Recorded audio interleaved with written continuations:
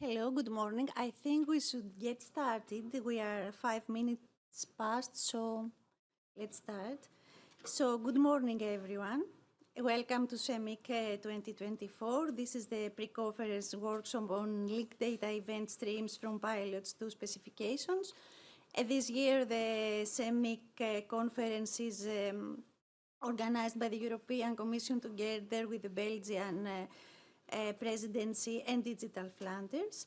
My name is Anastasia Sofou. I'm a member of the SEMIC team, and my expertise is on semantic interoperability, and I'm delighted to be the moderator of this session today. Together with me, co-moderating will be Peter Kolpart, sitting there. You'll see him in a while.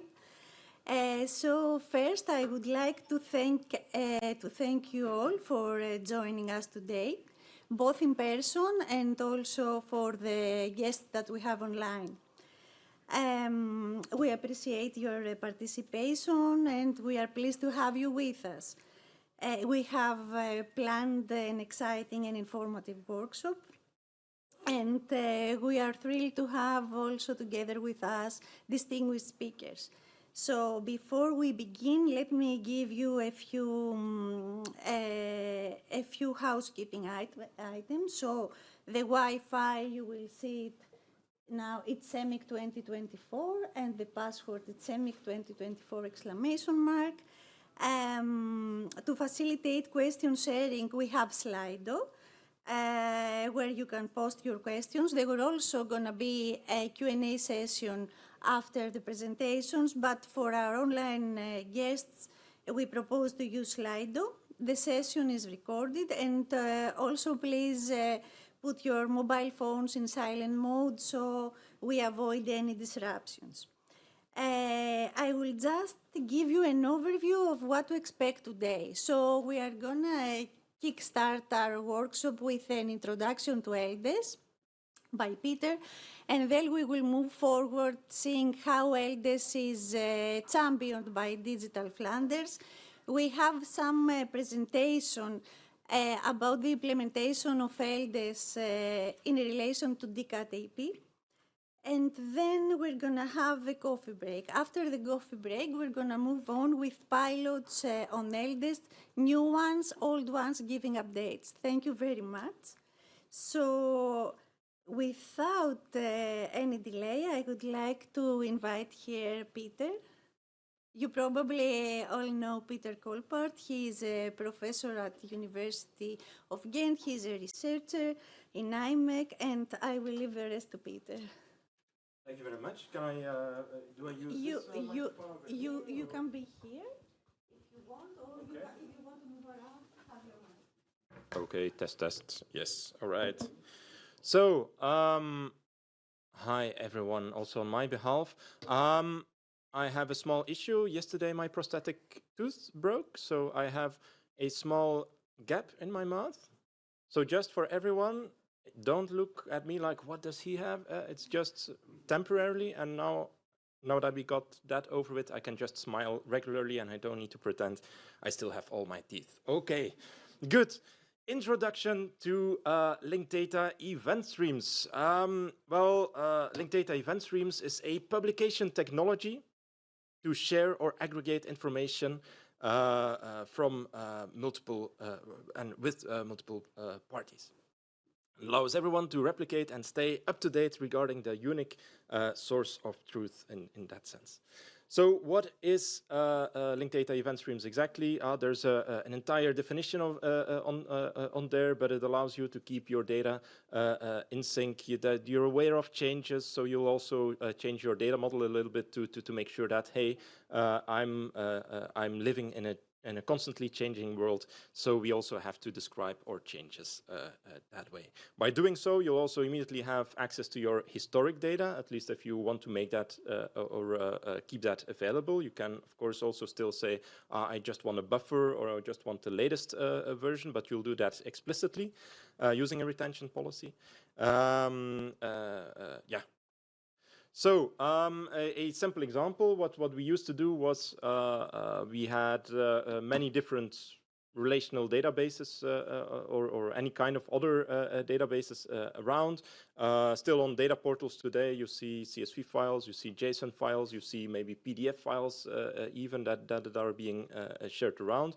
The only thing you can basically do is take a copy of that, and then from the moment you took a copy, your data is probably already out of date and is already getting some data rot. So that's why one of the professors from Madrid, Oscar Cocho, he used the term data catalogs, where you put data portals, where you have data portals and then put your data on it. These are actually not data catalogs; they're data graveyards. And I really like that idea, because it's data graveyard. You put your data on there, and data goes to die. It's like data starts rotting. And this is basically what we want to fix as well with linked data event streams. Instead of just seeing a data portal as something where you always copy data from, what we want to do is to make sure that, hey, you have a linked data, so it's semantically interoperable, and you have an event stream, so you'll always code against the changes, which means that once you started using a certain data set, you'll also code against the updates of that data sets. So data doesn't go to die there, data gets updated, data will live at that place. So linked data event streams is a combination of two ideas. It's a combination of linked data and event sourcing. And I'm pretty sure I do need to explain linked data again to this audience. Probably nobody knows what linked data exactly means. Yes, yeah. So look, yeah. So I'll try to explain it for you. No, I'm joking, of course. It's preaching to the choir. But the main things that I see in linked data that are really groundbreaking, that no other technology has, is that we'll have a global identification system for things. So we'll use URIs to describe things. And then second thing is we'll introduce interoperability by making sure that we can say that something has relation to something else through triples. So over here, if you have an identifier for the European Union, we can say that it has a preferred label, European Union, that way using a simple triple. And these triples can be encoded anywhere using any kind of serialization. And for me, that means that linked data solves syntactic interoperability first, making sure that we can just use any kind of format, as long as that format also uses RDF and linked data to make sure that we can have a standardized way to extract these triples. And then it uses the URI system, the web address system, to make sure that we can always link in between these things. Good. And this. Preaching to the choir, of course, but let's not forget that this is what we're building. We're building a knowledge graph for all of humanity, basically. Good. The second idea, if we went from linked data now, and we said, but it's a combination with event sourcing. What is event sourcing? Well, event sourcing starts from the question, what is the source of everything, basically? Like if you have a source of an address registry, if you have a source of a museum catalog, if you have maybe a data catalog, where does it start from? And there will always be some kind of source that probably is a result of some kind of ingress in your architecture. But we'll call it over here simply writes that happen on your data management model. So we'll say that something changed, like someone asked for an address change, or someone asked for a street name to be changed, or someone asked for there's now a system in which a painting is moving into our art gallery, for example. So this data management model describes events, basically, and this is why we call it event sourcing. And it's based on these base events, the event source, that we'll try to code filters and transformations so that we have different views that people can use to then answer queries upon, because that general data management model over there is not fit for purpose to ask very specific questions, but these materialized views behind it, these are. Good. So event sourcing already existed. It's a well-known architecture in data management, and what we basically did was we'll put it on the web.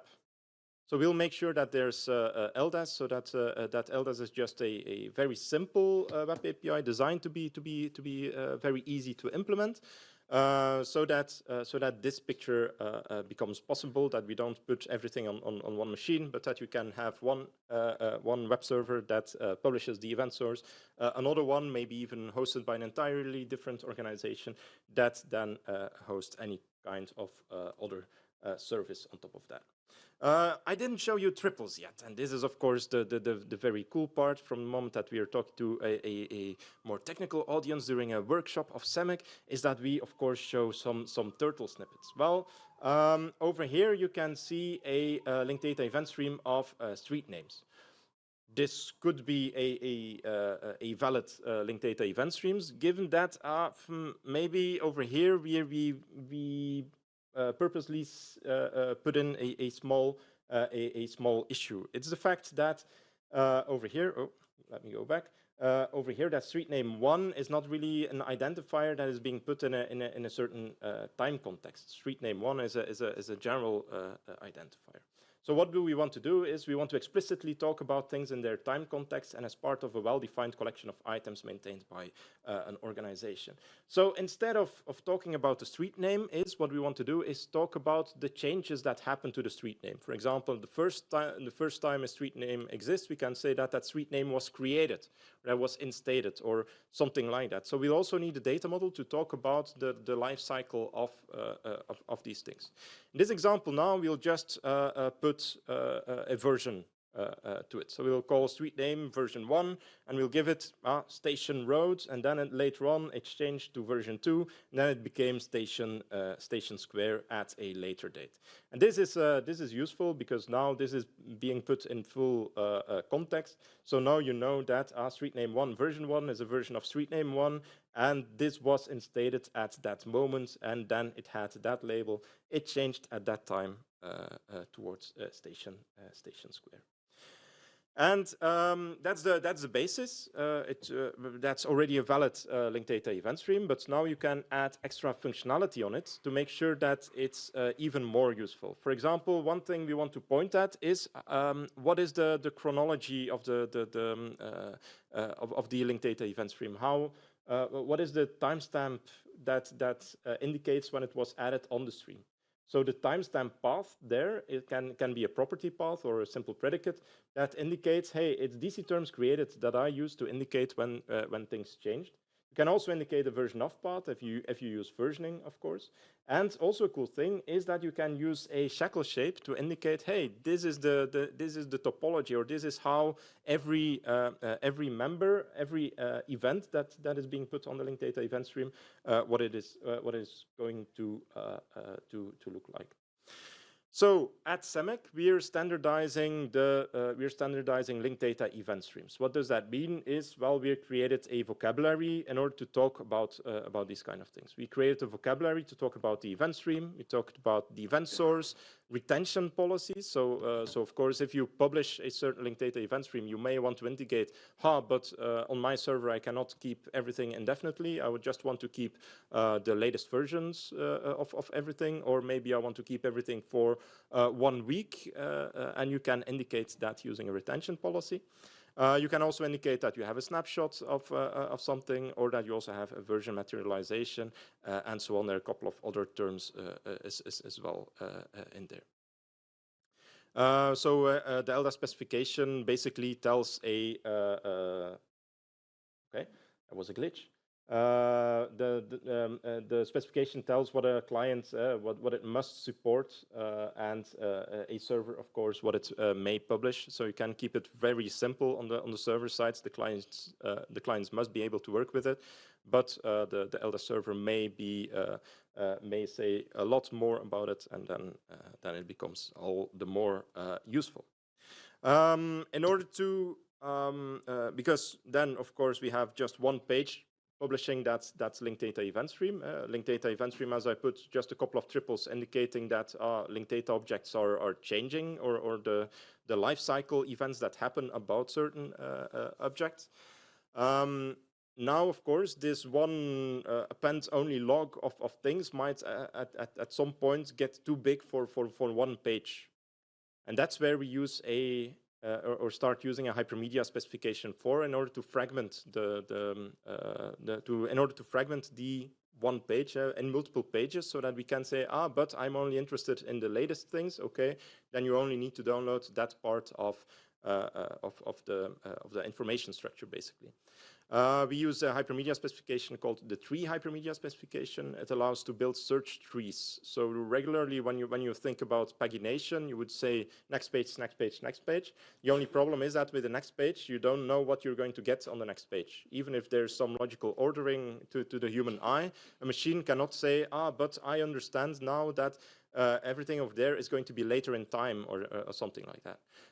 And then even if then, for example, you would say with a simple pagination, if there even would be a way to say like, everything is later in time, and you're only interested in things at the entire end of time, then you basically need to go through the entire list anyway, next, next, next, next, until you're at the end, and then you finally have the page of interest. So a very simple idea that we had is, instead of doing a next, next, next pagination, we'll do a search tree pagination, in which you start from a root, and then you say, interested in the later parts, go that way. Interested to start from the entire beginning of the event stream, go that way. That's a chronological search tree that we can build using the tree hypermedia specification. And you can do more. You can do geospatial fragmentations if you want. You can do substring fragmentations and so on. It's quite powerful once you get the hang of it. That's a tree specification as well, which we are also heavily involved in. That's for the introduction.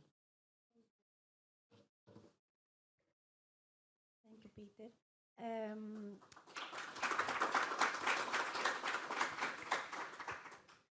So I think if there are, I don't think we should ask questions at this moment. We can move to our next presentation, and we have a longer Q&A session later. So now I would like to invite here Sander van Doren, who will present how LDES is adapted in data spaces in Flanders. So Sander, would you like to come here? I'd like to introduce him as well. Sander is a magician, aka solution architect in digital Flanders. He is very passionate about linked data. He has a very long experience, and he's working on data spaces, as I said. And before working with Digital Flanders, he was also a team member in Digit. So Sander, the floor is yours. Thank you. All right. I suppose I have to push the green button to go forward. Right. Great. So after Peter's wonderful overview of what LDES is and how it works and how the specification looks like, I would like to give an overview of how we actually implement LDES into an open source server, an open source pipeline tool, and an open source client that is part of that data pipeline tool to actually put this specification to work in actual data spaces as we're building them today.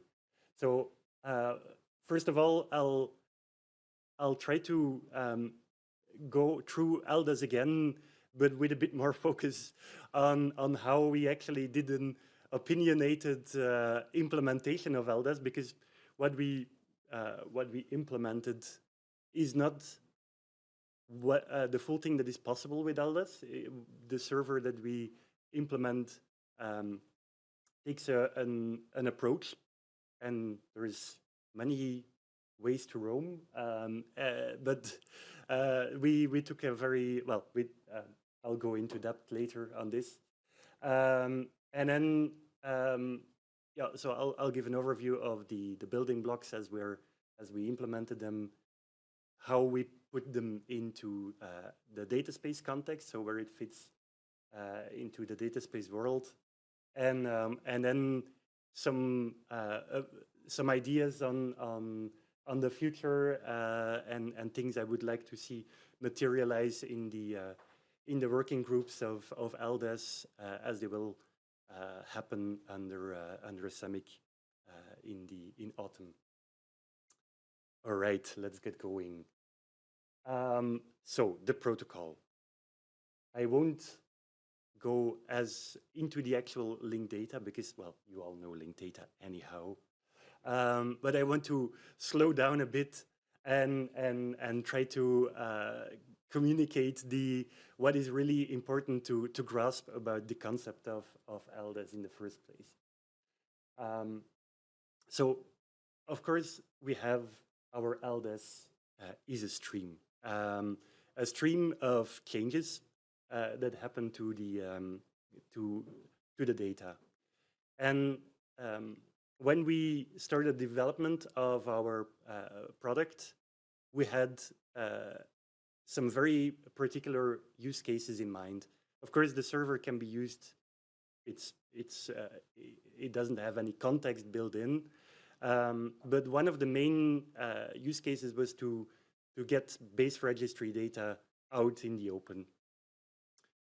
Base registry data as well as sensors data, so fast changing data, but always in a bit more of a transactional setting, if you will.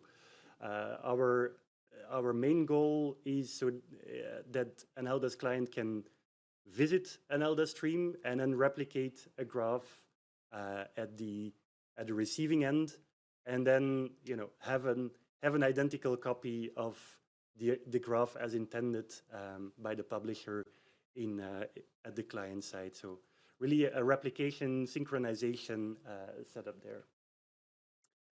Now, what goes into such a stream?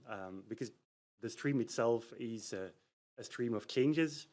But what we put into the LDES stream is always a version object of an object. And that sounds very obvious, but it's in fact, we take a bit of a more restricted view than what is possible in the LDES specification. What we promote as the go-to way to use the stream is to put one object in one member, and so that means everything with the same subject grouped together with, and if the thing would have any blank nodes nested underneath, that would be your object. So it's a named node with its children, if you will. So we default to what is in the 3 hypermedia specification, the CBD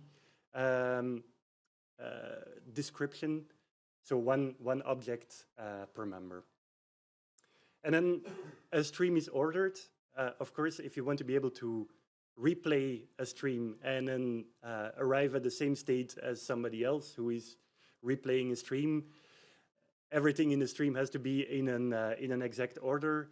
And that's why what we implement in our LDES server is also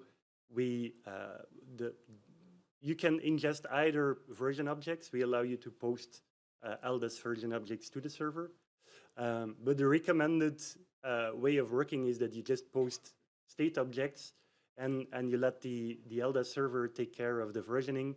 And that way, the versioning is always in order, and you're sure that out of order arrival of members cannot mess up the state in the projection at the client side. So that's really all there is to it, right? You have a stream, and it's in order. And after you replay it, you can materialize a graph in a database. Well, not really. I'll go a bit more in depth on the special cases of how you can partition data and make sure that you can, as a user, consume only part of it. But first, I quickly want to go through what are really the ideas of why we think LDES is important and why we went through all the effort of implementing it. As I mentioned just a moment ago, the first target use case for us, or the first thing, is is really supporting this replication synchronization scenario, where a client follows a stream and gets in its projection gets an identical copy of the source data set. But of course, there is more to it. I mean, you could use all sorts of ways to set up replication. We also want to make it cheap for data publishers to actually throw their data out there, because what we notice with base registries, for instance, is typically it's things like geospatial services for the Inspire kind of requirements. You know, you have to get your data out there somewhere, and you offer all these different ways of querying or different ways of putting data out there. But the more that people start using your data, the more it actually costs you to host that data. So if you offer query APIs on the data, people, well, if somebody would write a mobile app that directly consumes your VFS or VMS geo service, the whole thing is going to put load on your system, and you become responsible of offering the data to the world. Hence, by offering an LDES, you cannot really query an LDES as it's a stream. So people will have to project it into their database and offer the query APIs themselves. But that's a fair way of balancing the costs. If you're building an application and you want to offer business value to clients, you can take care of hosting the database, and that way also you have a guarantee of uptime as well as a consumer of the data, and that's something that is that I didn't specifically mention here, but I think it's worth going into, is that by having this replication, especially for slower moving data sets, like imagine to build on the example that Peter gave, the address registry. Addresses don't change that often. I mean, every day there is in the base registry, things are changing. But if you're a day out of sync with the address registry, it's probably not that bad. But as somebody who builds a business on top of this data set, you probably need it, right? You kind of depend on the information being available. So by being able to follow the LDES stream, even if the data publisher would be down for a day because of maintenance or whatever reason, a technical issue, you still have your cached copy, you still have a fully functional system, and you have the data close to you, and the day later you can catch up with the changes and have everything back in sync. So that's also, I mean, it's not only a cost balance, but it's also a good way of balancing availability in those cases of slower moving data. Of course, interoperability is, well, we're here to talk about interoperability. As LDES is an open specification, we are building this reference implementation for LDES because nobody else did. But hopefully, I mean, we see a lot of adoption of LDES already. I mean, there is more people talking today about LDES. So people are releasing LDES streams into the wild every day. But as it's an open specification, you know, there is multiple implementations possible of the spec. You're not bound by any specific implementation, and also that is important to us. So maybe in the future, we can even, if there is another implementation that is better than our own product, you know, we'll happily switch and use the better product, because we'll be able to move the data in and fall over to the other LDES product in a very easy way. Timeliness, well, it's a stream. If you have something like the delays of trains, it doesn't really help to have the data published on a data portal once a week. You want to be able to know if your train will be on time or not. So for these near real-time use cases, LDES can definitely help you in getting the data out there to whoever needs to build the application on top of that data. And then the decentralized aspect is also very important to us, because that gives us a way of kind of bringing coherence without centralization also within our organization. For instance, we have one team working on addresses. They can happily maintain their registry of addresses. There is another team working on the cadastral parcels, so land use, and there, of course, there is a link between the actual boundaries and the address that links to it. But you can actually, by having these LDES streams, we can reference from one base registry to the other and have coherence in the organization without having to physically put the data in one data system. And that way, we can also publish the data, and people can, because the registries reuse identifiers across all the streams, it's a coherent whole, and we can,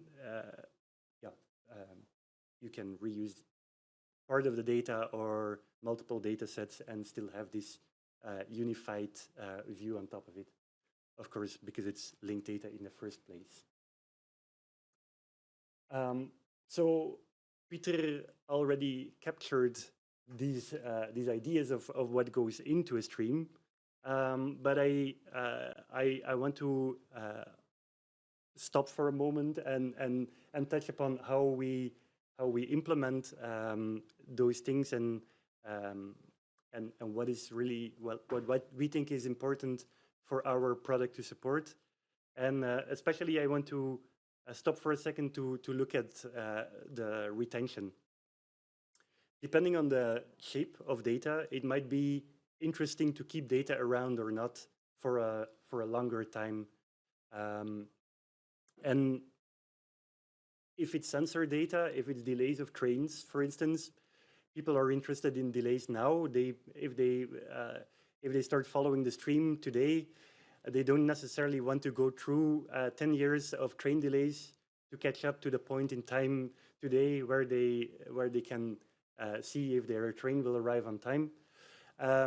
So this retention policy is quite crucial to configure depending on the workload. And for this, we within our server implementation, we offer two policies.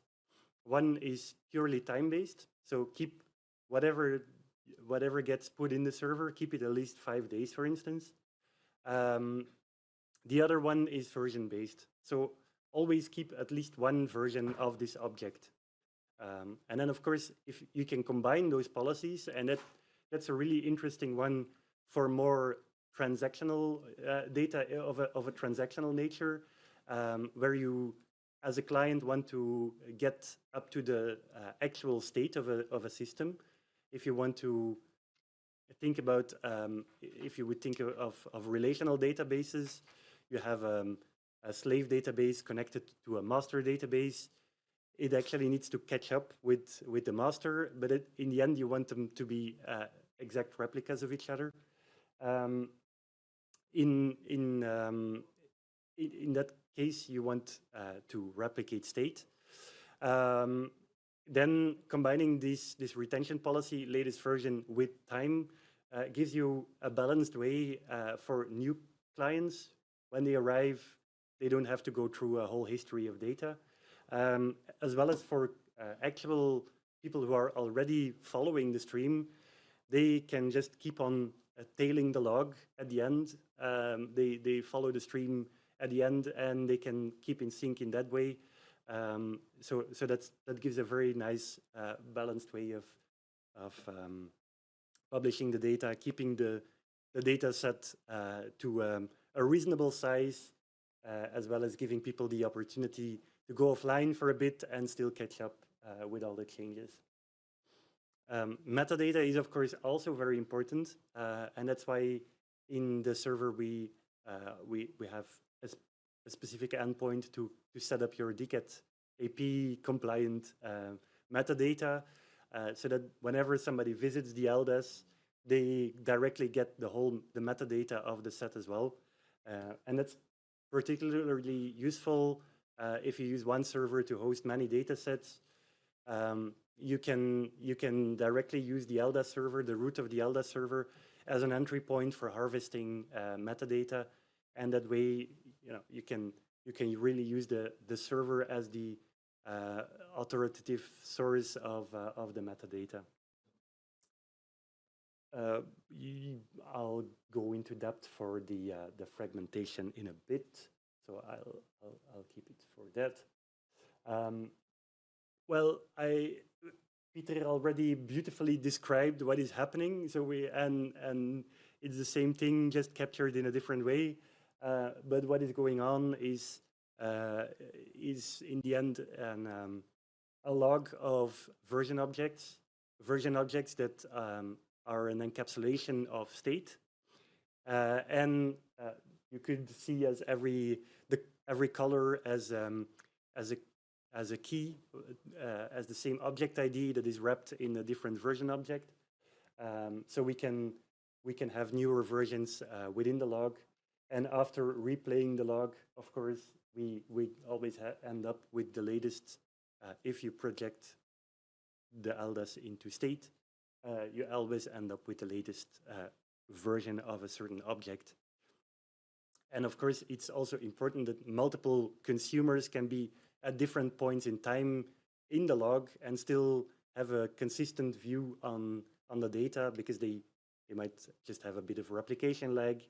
That's not a big deal, but that's why we have LDES in the first place, so that we don't we can have a scalable way of having multiple clients following the stream at different points in time.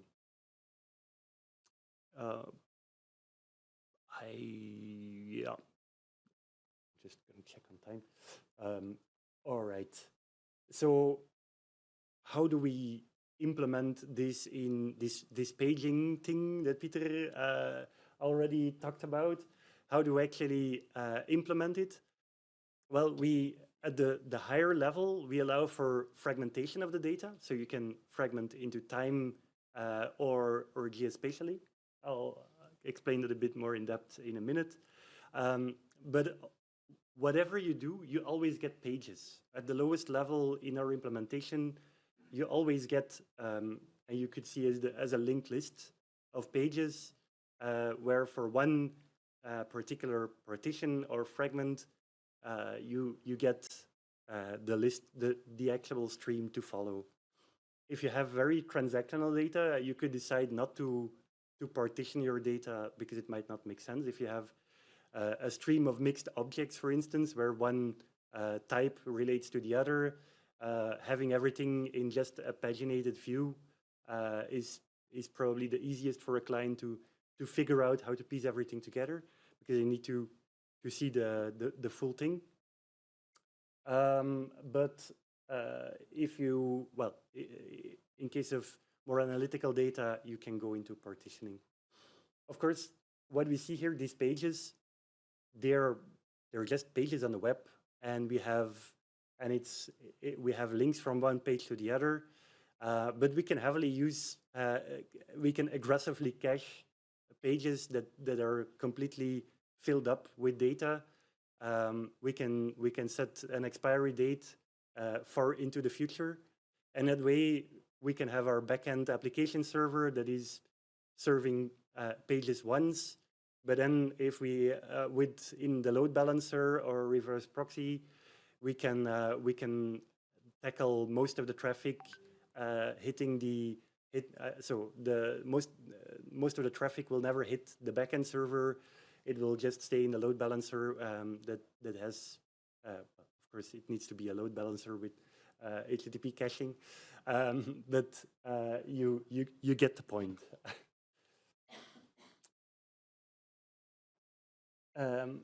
If we talk about fragmentation, we support two ways. One is what you see on screen, which is breaking things down into geotiles. The other one is a time-based fragmentation for more time series data or sensor values, so that you can consume only part of the stream. If you're only interested in water quality measurements, for instance, of 2020, well, you can take that partition and only replicate that part.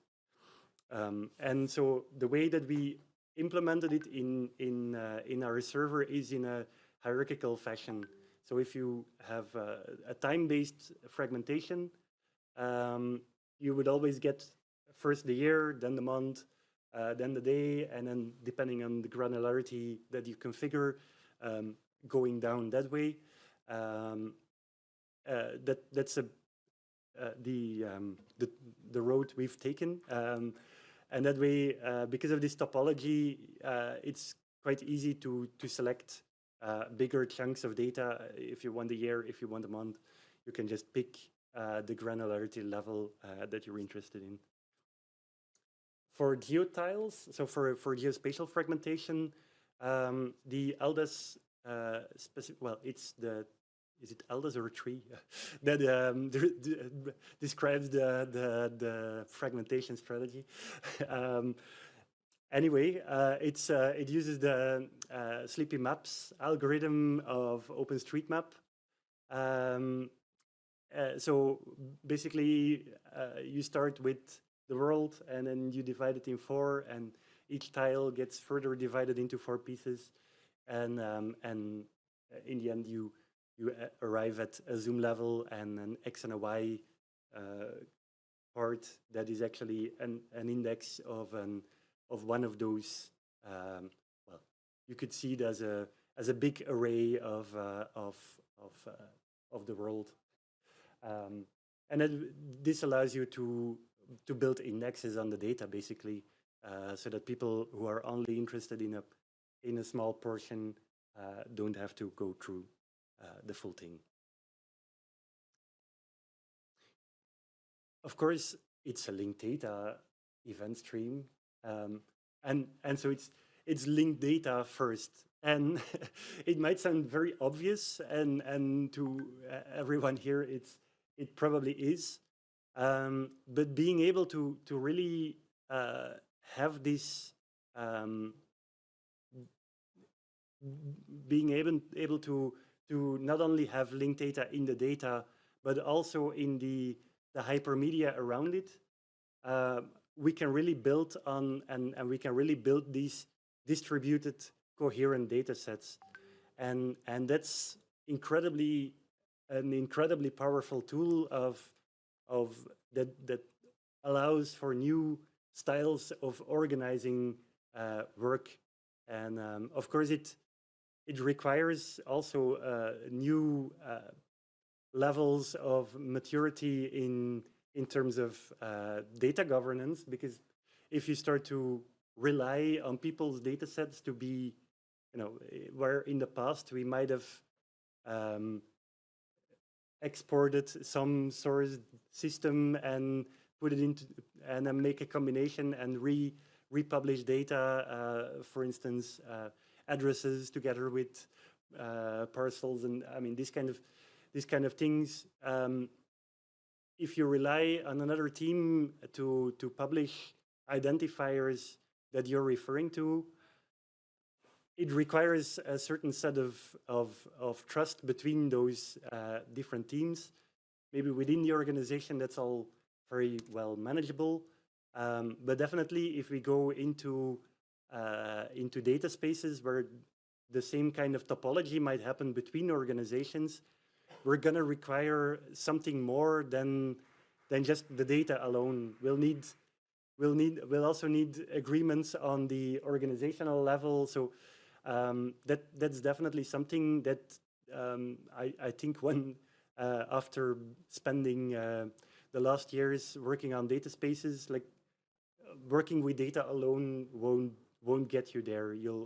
There is also going to be a need for building these trust between organizations, and at some point you'll need contracts, or you at least need something put on paper to so that you can have this trust somewhere anchored. Linked data event streams is a SEMIC specification, and it might I think that's something I want to highlight because we're here at SEMIC. But also it is a very warm, it is an invitation to join the working group on SEMIC that will start in October, I think, yes. Because, well, we are building one implementation, but I think it's going to be very valuable to also see how other people are using the specification and get sufficient input from a very diverse audience. I think that's really going to help the standards, become really robust, and we that we can get it to the level of acceptance of DCAT AP, for instance. That would be great. So I quickly want to go into the opinionated part of how we implemented all of this into our server. I already mentioned that we focused on the replication scenario, and this is actually because we want to give assurances to clients that whatever they consume and they project the data into their own database, that they get exactly the data as intended by the publisher. It might sound obvious, but it isn't always the case. So we really optimize for transactional workloads, if you will. I'll have to speed up a bit, right? Yeah. Okay. In our server, well, it supports multiple streams in the server. So it has a REST API. You can bind it to different ports, the admin API, so you can use just network separation to do all of this, because we don't really have any authentication layer as such in the server, which is also a design choice. Through the admin API, you can configure the whole thing. And then for each stream, you will get an ingest point.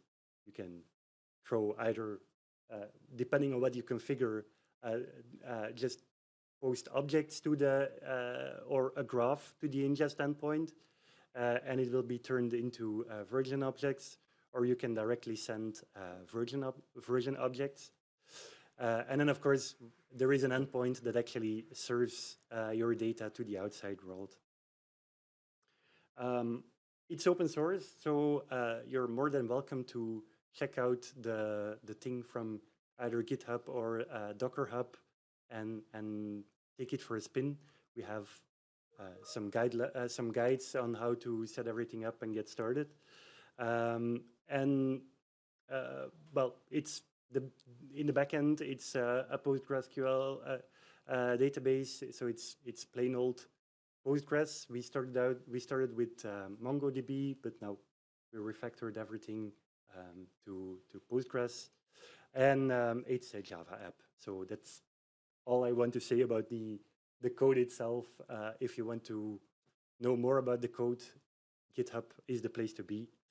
But of course, having a server alone is not enough. So that's why we also have some helper components to set up data pipelines.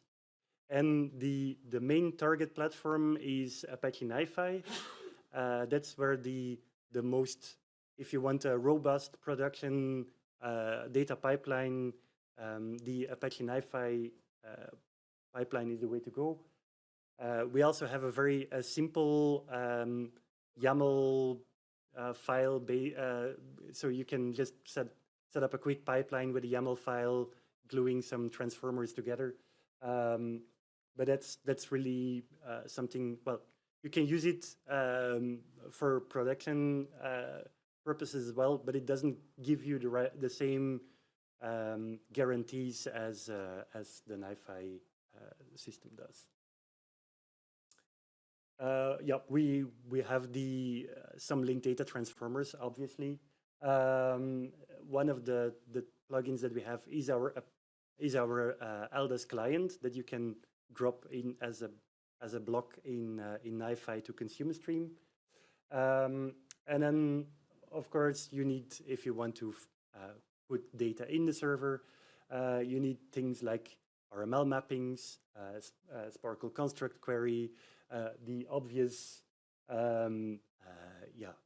things that you would need to work with linked data. And then at the other side, we made a little building block, a little processor for NiFi to materialize the LDES stream into a triple store, which gives you a very quick way of working with an LDES stream. Yeah, so the client is a source in that pipeline. And then, because I have to look at the time, quickly about data spaces. Of course, LDES is a way to get data across the line. What we did for getting LDES into the world of data spaces is we implemented a data plane extension for the Eclipse data space connector. It's basically HTTP that we use for an LDES. So you could say, why not just use the HTTP plane? Well, the HTTP plane of the Eclipse data space connector is it does some weird things with status codes and headers.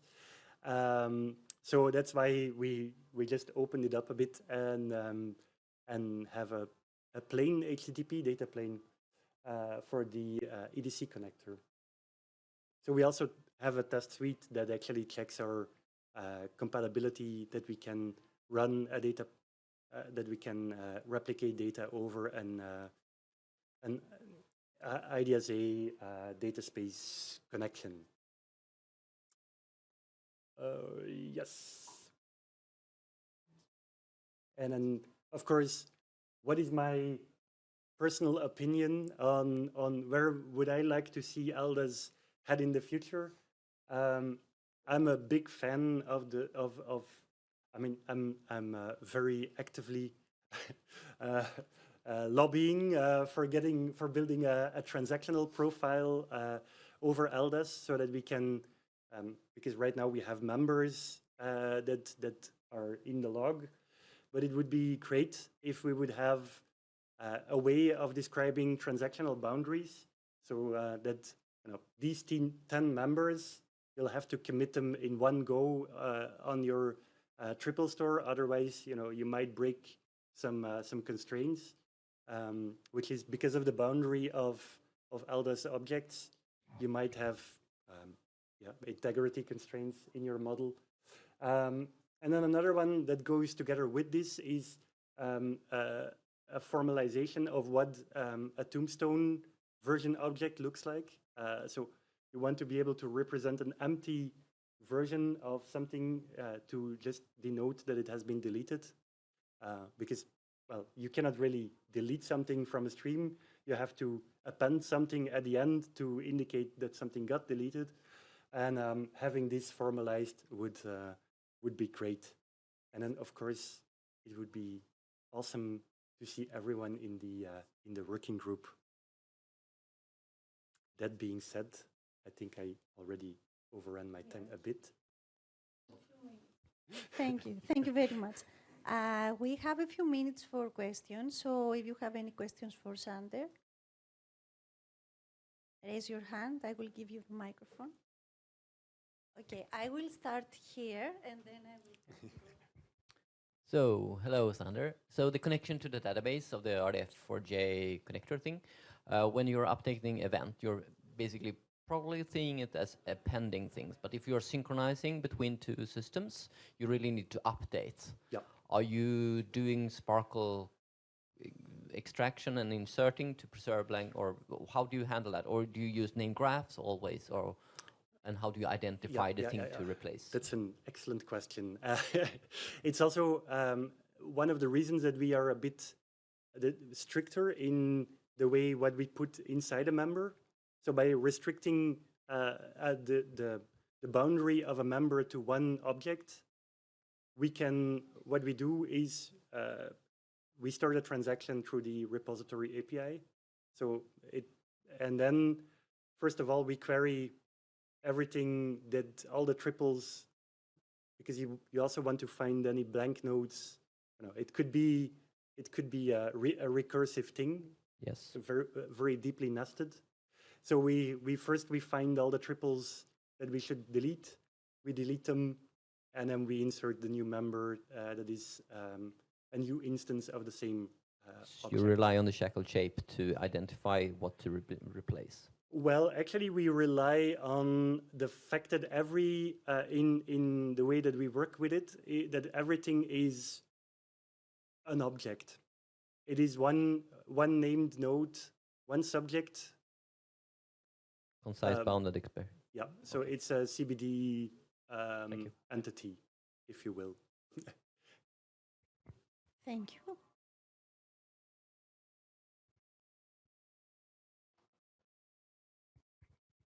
Thank you. I do have a question about the fragmentation side. So if I understand correctly, you can fragment by different criteria. So not only time of updates, but also you said the place, maybe some different part of a data set. Mm-hmm. I was wondering, how do you combine them? Or actually, wait, first, do you combine them, and how do you do this? So in case somebody would like, even if there's a space fragmentation, I suppose that some data users would like to know still within that space fragmentation, what are the latest updates? Yes, well, anyhow, what we always do is have at the lowest level, whatever you choose, you always get pages. So you always get this linked list of going forward in time, because the way that we order things is always in we append in the linked list at the last page.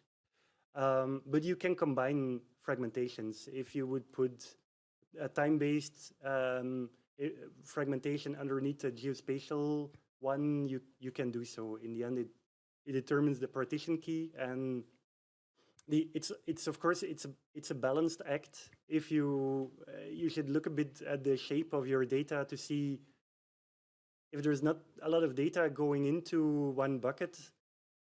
You also have to be aware that for each partition, clients will be polling the end of the log. So you kind of multiply the requests going to your machine and also the likelihood of getting cache hits on a load balancer, for instance. If you have a lot of partitions, well, it's a balanced, you have to look at the data. Have you got some cases where you've done it? It's fair if you have not. No, I'm really just curious. I don't think we put them underneath each other. In test cases, yes. But one thing that I think would be very interesting in the working groups to look into is make the partitioning, the way that we partition data, to have it more formally described, so that that we could get into something that, as long as you have a pure function that takes a member and outputs a partition key, if you can describe such a function, it could be a pluggable way of describing your partitioning strategy, and but it has to go with some semantics on how the relations go, and so there is work to be done there. Thank you. Thank you. So we have time for one question from our online audience. So online, they mentioned that it's quite interesting to see LDES used for relational databases, but they are curious how it would work with graph databases. Well, we uplift. It's always in the end, it's always linked data, right? That goes over the LDES. So even for relational databases, you need a way to extract from your state in a database to go to a differential thing, to move it into a stream, and then still you have to transform it into linked data if you go from a relational model over LDES. So if somebody mentions graph databases, I assume they mean something different than triple stores, because it's fairly easy to go from a triple store to a triple store. I mean, especially with the CBD thing, like how we constrain ourselves, it's fairly easy to even as part of a transaction on a triple store to serialize it out as LDES. So you could, in the commit operation of, for instance, GraphDB or DF4J, you could inspect the entities that actually changed and then serialize out the changes as LDES. And that way you could have named graph replication over the web. But if it's about like a property graph, you need some way of extracting state. Yeah. okay, thank you. Thank you very much, Sander. Thank you for your presentation. So.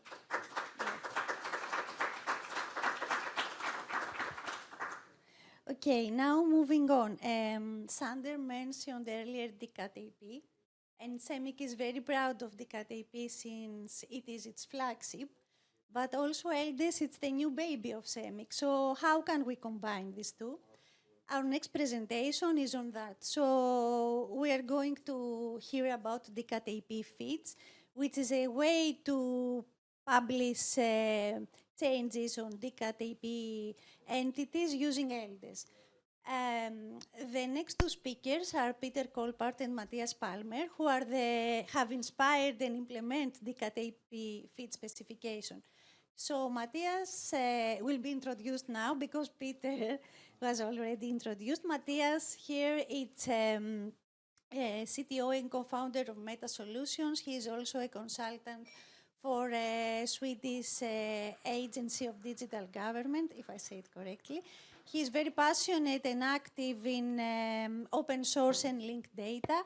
He is a very active member of our DCAT-AP working group. He is also the maintainer and implementer of the Swedish application profile of DCAT-AP. So the floor is yours. All right. Yeah, maybe take the microphone of Natas. Yeah.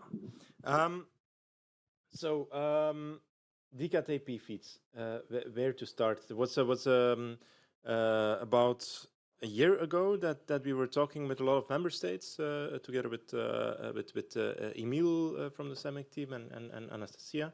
And we talked that, where could LDES be of value? And then there was the talk with Sweden, and I remember it was my first encounter with Matthias.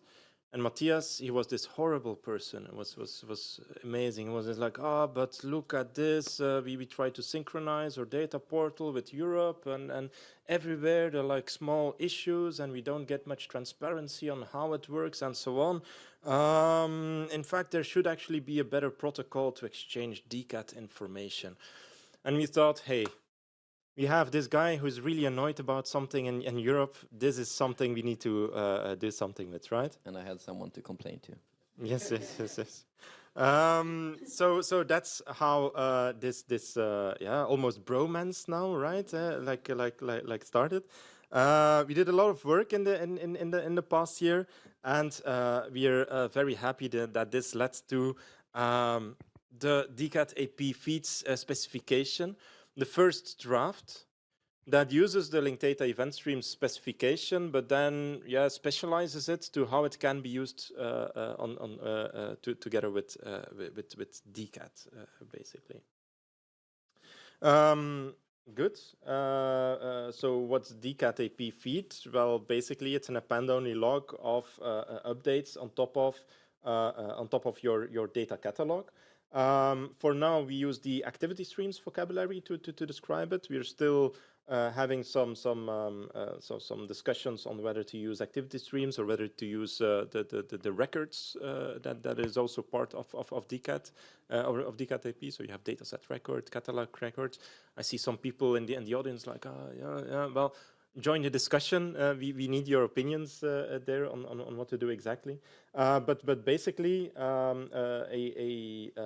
what we want to do is to now put every object of in a data portal in their time context, basically. So what do we do there is say we have a data set. We have data set event 1. That is the creation, and it's the creation of data set 1, basically.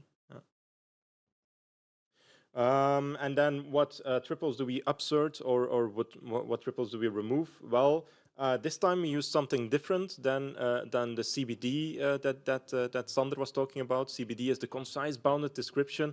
It's like the minimal description that you can get from one entity by just attaching the immediate properties to it, and also including the properties of the blank nodes attached to it recursively. So it can get quite complex, but still it's manageable. Well, over here we chose to use named graphs. So over there we have the create, and then we say, look, this is the member URI. We'll use that as well as the named graph URI, and then these are all the triples that we can upsert in it as well. So basically indicating that they're part of the LDES. Well, that's basically how you do it, what we've already seen today. We say, hey, my feed is an event stream, and it has one update at this moment. Event 1 is a create of things. So, Matthias, what's part of one update? Yeah, so, okay, as you know, DCAT AP has a lot of different classes, datasets, data services, and now we have also datasets series coming up. And we need to be able to distinguish them and update them individually. They need to be added, and then they need to be updated, and maybe also they need to be deleted. But we have all these things that are more referenced or embedded. So the idea here is to identify that some of the classes needs to be part of an individual update, or they need to be part of an update, or they need to be just referenced. Where's the clicker? I put it there. Oh. All right.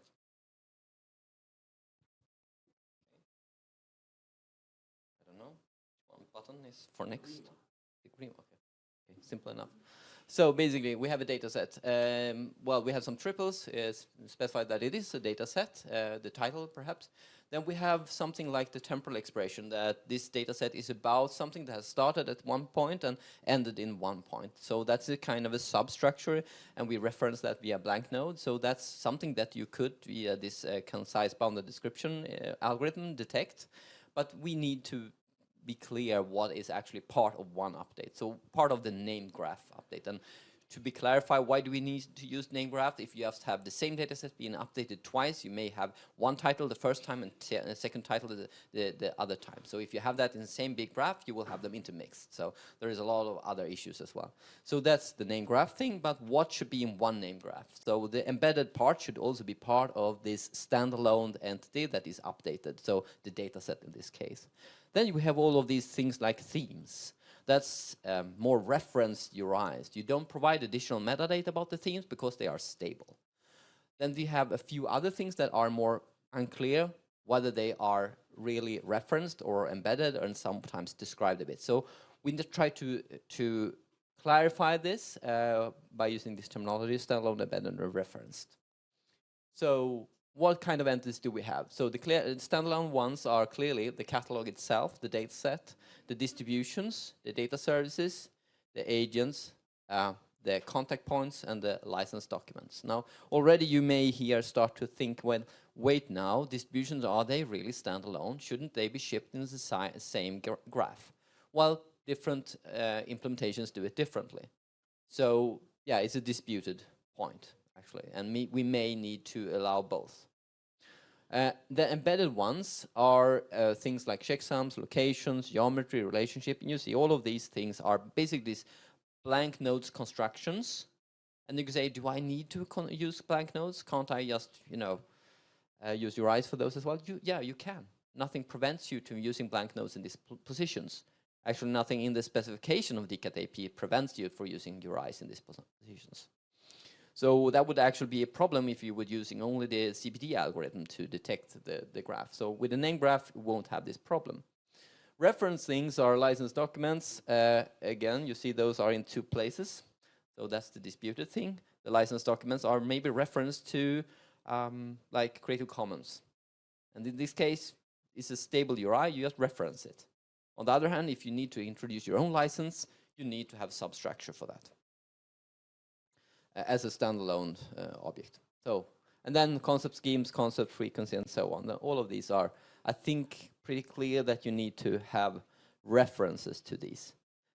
Actually, I would just take the time to point out that these are some of the things that are not so clearly specified in the specification. This is a little bit unclear sometimes, that something is a standalone entity. Agents, for instance, some people refer to them using blank nodes and repeats, and you have a lot of blank nodes. Kind of problematic when you synchronize between systems.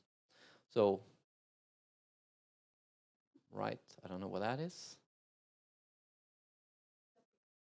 Okay, good. I think that was the main thing. So I leave the mic back. Yeah.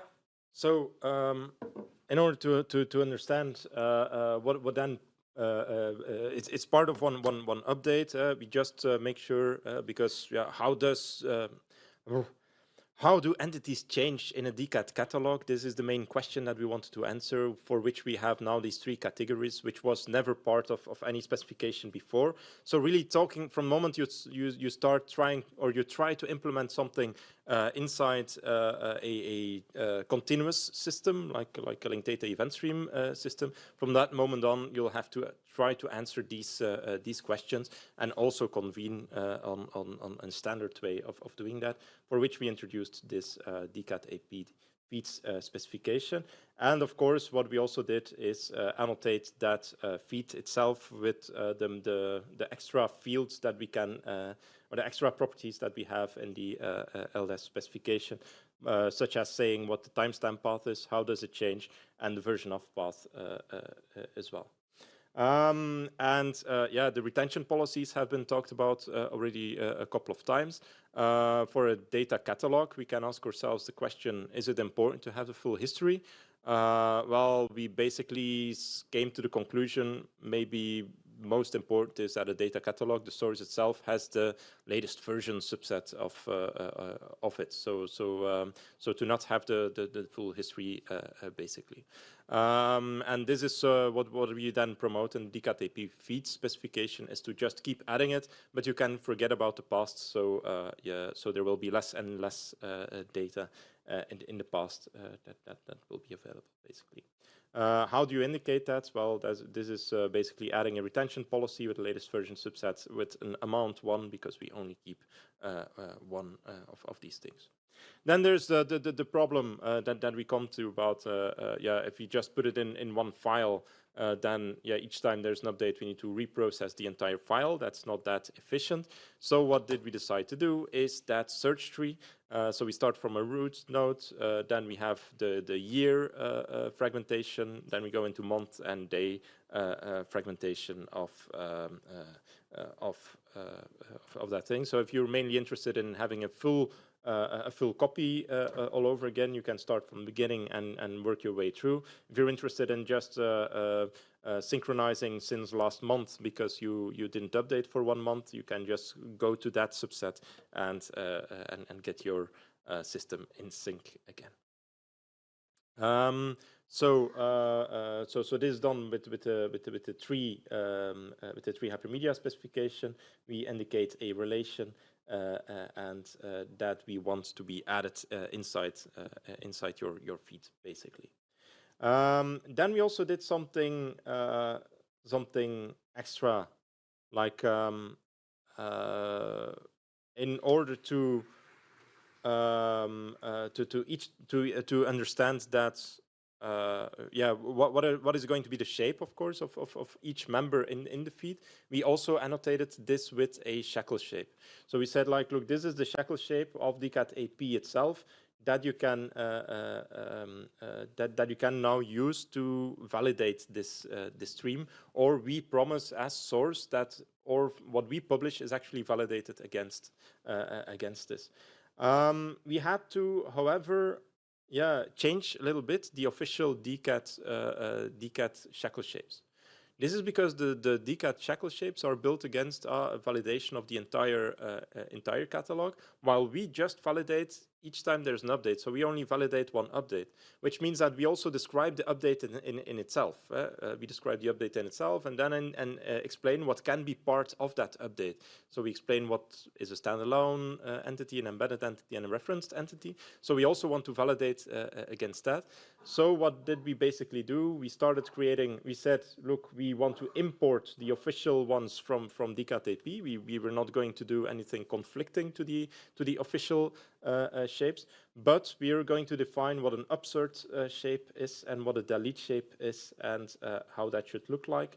And then we import basically the other types as we go forward. So we have official DCAT AP feeds shape at this moment that can be added on top of it, and then you can pipeline it basically to validate it in that sense. What we learned by doing that is that in LDES we since then we didn't really work with named graphs before. We started doing that and immediately added it to the spec because it turned out to be quite elegant to do so. We gathered more input for the LDES spec itself. More precise retention policies, for example, were things that came into place. And while doing the implementations, we really noticed that people really liked the primer type of specification. So instead of having to read themselves the LDES specification to implement the DCAT AP feeds, they were much more. They found it much more simple to just implement. Hey, give us an opinionated way of doing it for DCAT. Being able to read through DCAT AP specific terminology in order to get to the implementation. So we might publish more and more domain specific primers in the future as well. But most importantly, DCAT AP feeds. So if someone says, I'm publishing a DCAT AP feed, and it's not a feed, like our definition of a feed, then now you can shame them because there is a DCAT AP feeds specification now. Thank you very much.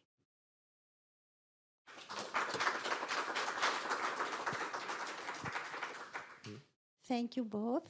We keep Matthias on stage. And also we have Ulrika Demelov Mattsson with us.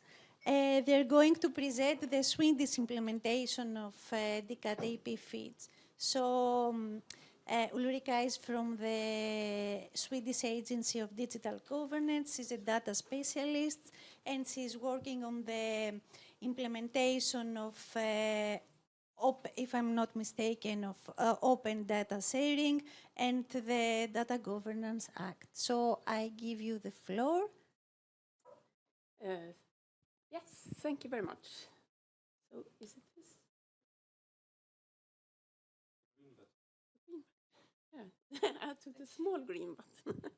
There are two green buttons, actually. So I will start off talking a bit about the Swedish data portal and the business case for the agency, the Swedish Agency of Digital Government, for doing this project. And then Matthias will go into the implementation report and the harvesting report. So I work with the Swedish data portal, and it has been around since 2014. It's maintained by my agency, the Agency of Digital Government, called DIG in Sweden. And we have the national registry for datasets on this data portal, and we will also be working on complementing it with the Data Governance Act when we start working with this this autumn. But we also support data producers and data consumers at the data portal. This is how it looks. As you can see, we can both search data sets and APIs, but we can also search concepts and specifications on the portal. And we also have a lot of tools like tools, getting started, good examples, educations, things like that. We also have information on why you should share it, about the laws and strategies and things like that. And we also have some results and follow-ups on this portal. We are starting to work with metadata quality assessment and also a 5-star model assessment, actually, quite recently. We also have a community where people can discuss things about the data portal. So this is our reality, and we are harvesting already from different catalogs to the Swedish data portal, and then the Swedish data portal is harvested by the European data portal. And for the Open Data Directive, and in Sweden the Open Data Law, people are obliged to send metadata to the Swedish data portal. We do this using DCAT AP for everything, but we have 3 methods. We have a shared editing platform, which my agency provides, and in this we have 20 catalogs, mostly small municipalities in Sweden. And then we have large shared domain catalogs, which we harvest as the Swedish Geodata portal. It's the statistical database, and it's also the joint scientific research data catalog, for example. And then we also have the third sort, it's individual catalogs. And there we have around 100 individual catalogs from municipality agencies and NGOs and businesses. So what is the business case then for Sweden? Well, we want to synchronize this. For my agency, we are interested in synchronizing it with the European data portal. We want to minimize the discrepancies in the data set search. We want quicker detections of problems like things going down. We want quicker updates if something is stuck. We want to know what happens when something is harvested. We want to use standards. So we want to validate that the use of harvesting protocol is followed. And we want to define more clearly what needs to be harvested. And we are also very interested in harvesting scalability. Right now, we deliver an RDF dump when we deliver it to the European data portal. And this dump is growing larger and larger, and this is not good for the scalability. So this is the business case for the Swedish agency, and so I'll leave to you. Yeah. Well, change place. Right. So 2 kind of reports here. The first is a report of an actual work, and the second is how we can harvest. That's the end of the presentation. So as you saw, we have 3 types of catalogs. All of them are harvested using DCAT AP. So we actually force even the bigger providers to export a big RDF dump that is harvested nightly into our Swedish data portal. So it's 1 file per catalog, but even the catalog might be like a shared catalog containing multiple different datasets from different organizations. So it's used RDF-XML. It's a name graph extraction per main entity, which means that we do something like CVT, but with some special, we look for types, we look for blank node structures, and so on. But we know what to look for. We sometimes need to do URI generation, because sometimes things that we expect to have URIs, like contact points or publishers, are blank nodes, which is unfortunate. We need to detect what has actually changed since last night. We do a kind of after the extraction with the fingerprinting. And then we do some validation. Are all the mandatory fields there? And do they have the right types, node types, yeah. We are kind of liberal. We detect that there are problems, but we accept it anyway into the system, which might be a problem later on when it's harvested all the way up to the European data portal. We also have a harvesting report that we send out, and we have notifications that you can get via email. So the issues is that it's a vocabulary and not a protocol, DCAT AP that is, which means that we have to invent kind of a protocol. And the RDF-XML format in itself is fragile. Well, we could turn over to JSON LD or Turtle would solve some of the problems, but when various providers provide the catalog by doing very syntactical transformations, for instance, using an XSLT, there will be problems. There will always be problems. And there are identifiers missing, as I said. There is implicitly when to update. We do the fingerprinting. There are scalability, and there are reports missing from the upstream case. So we have some solutions, but it would be much more nicer if we could have this solution jointly in Europe. So the harvesting infrastructure is that we have various kind of organizations. Right now, we only have the RDF-XML dumps. We would like to be able to provide all the LDES feeds and then consume them and then provide an updated both the file as well as an LDES feed up to the European data portal as well, giving everyone the choice, at least initially, and then we will force them to use LDES. We'll see. We'll see. Right, progress here is that the export from various systems is in planning phase. That's kind of harder to do unless you provide a wrapper. The import is something. It's the first implementation is done. This is a separate implementation from the group in Peter's group, and I think it's kind of good to validate that it can be implemented. And we have something from the data portal that exported as well out.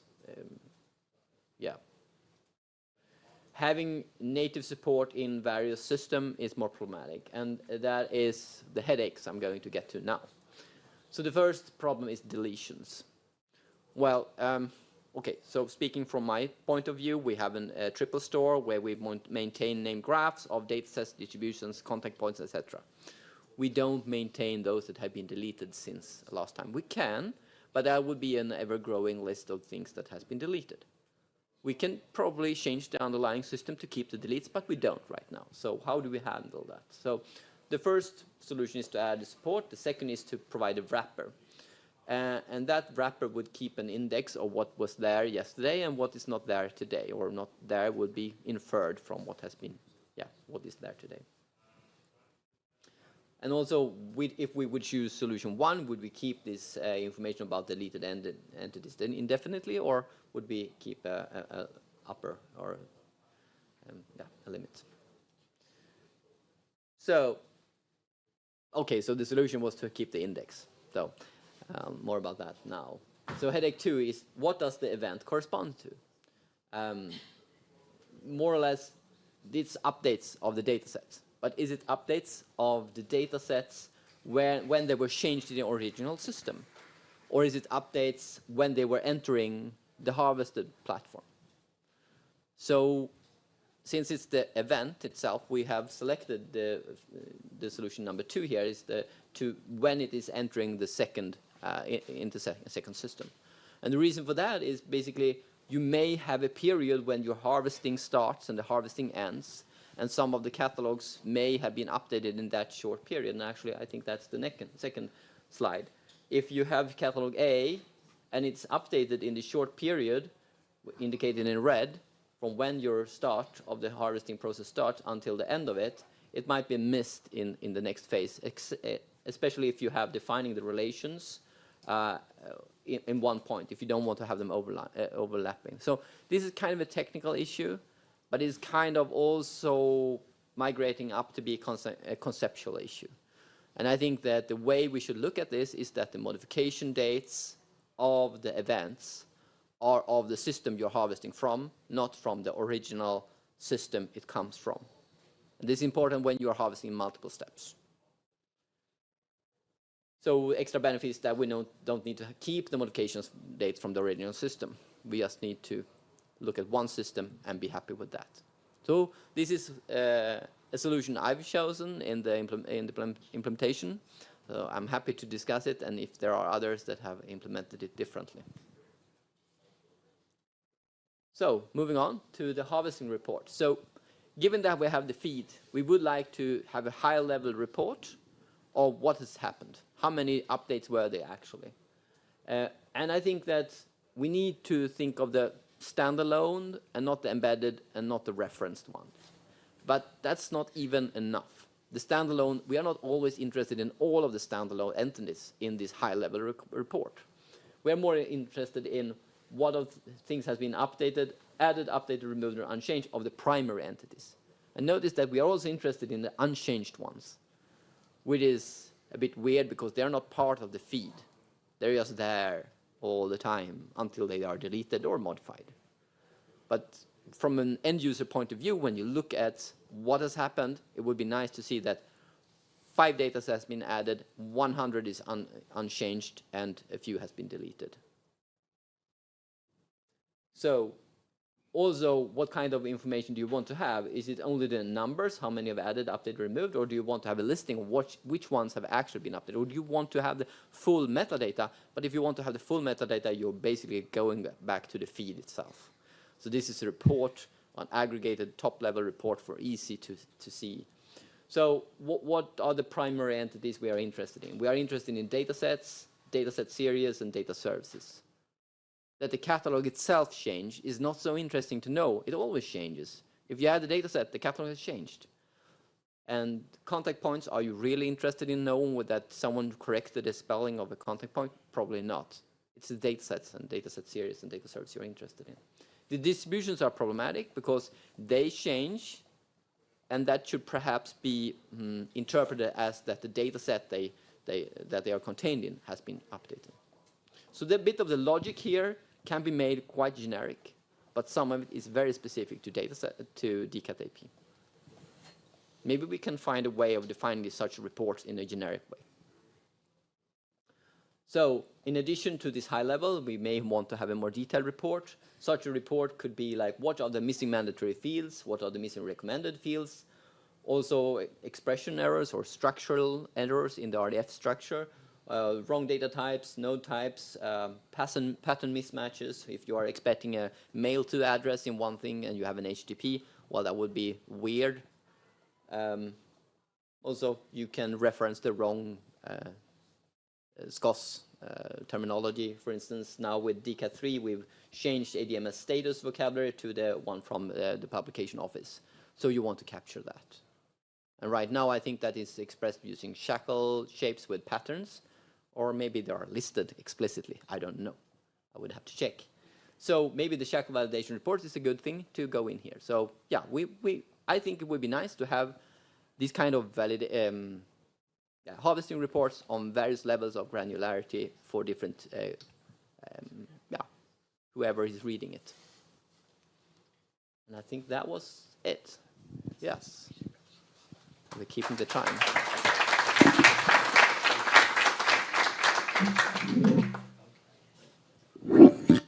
Thank you very much. We are going to move to our next presentation, and then we have Q&A for all presentations related to DCAT AP feeds. So we had a look at DCAT AP feeds, we had a look at what's happening at national level and specific in Sweden, and now let's see if this can be moved to European level. at the European Data Portal. We have together with us Simon Stoyer, who is head of sector at the Publication Office, and he is going to talk about linked data event streams and how it fits to data.europa.eu. Thank you, Simon. So, hello. I'm coming from the other side. So Sweden is sending data to us, and we are running the data.europa.eu, which basically collects data sets from 35 countries. So we go beyond the European Union with 185 catalogs. So Sweden is one catalog for us, and if we implement LDES with them, it's great, but we still have 184 other problems, so to say. That's why we are very, very much interested in having linked data event streams applied, just to make our life easier, and also to make the life of data providers easier, how they send data around.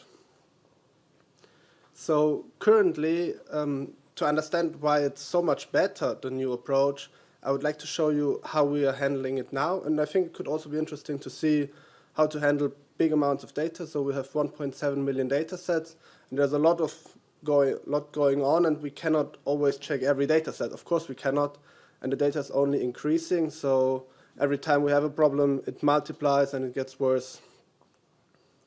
So currently it looks like this. So for example, we go to gov.uk, you see the data set there, and we want to have it also on data.europa.eu so that people are able to search through all European data sets and they don't have to go by catalog. If they are looking specifically for UK data, of course, we would recommend to go to their portal, but for us it's good to have this overview.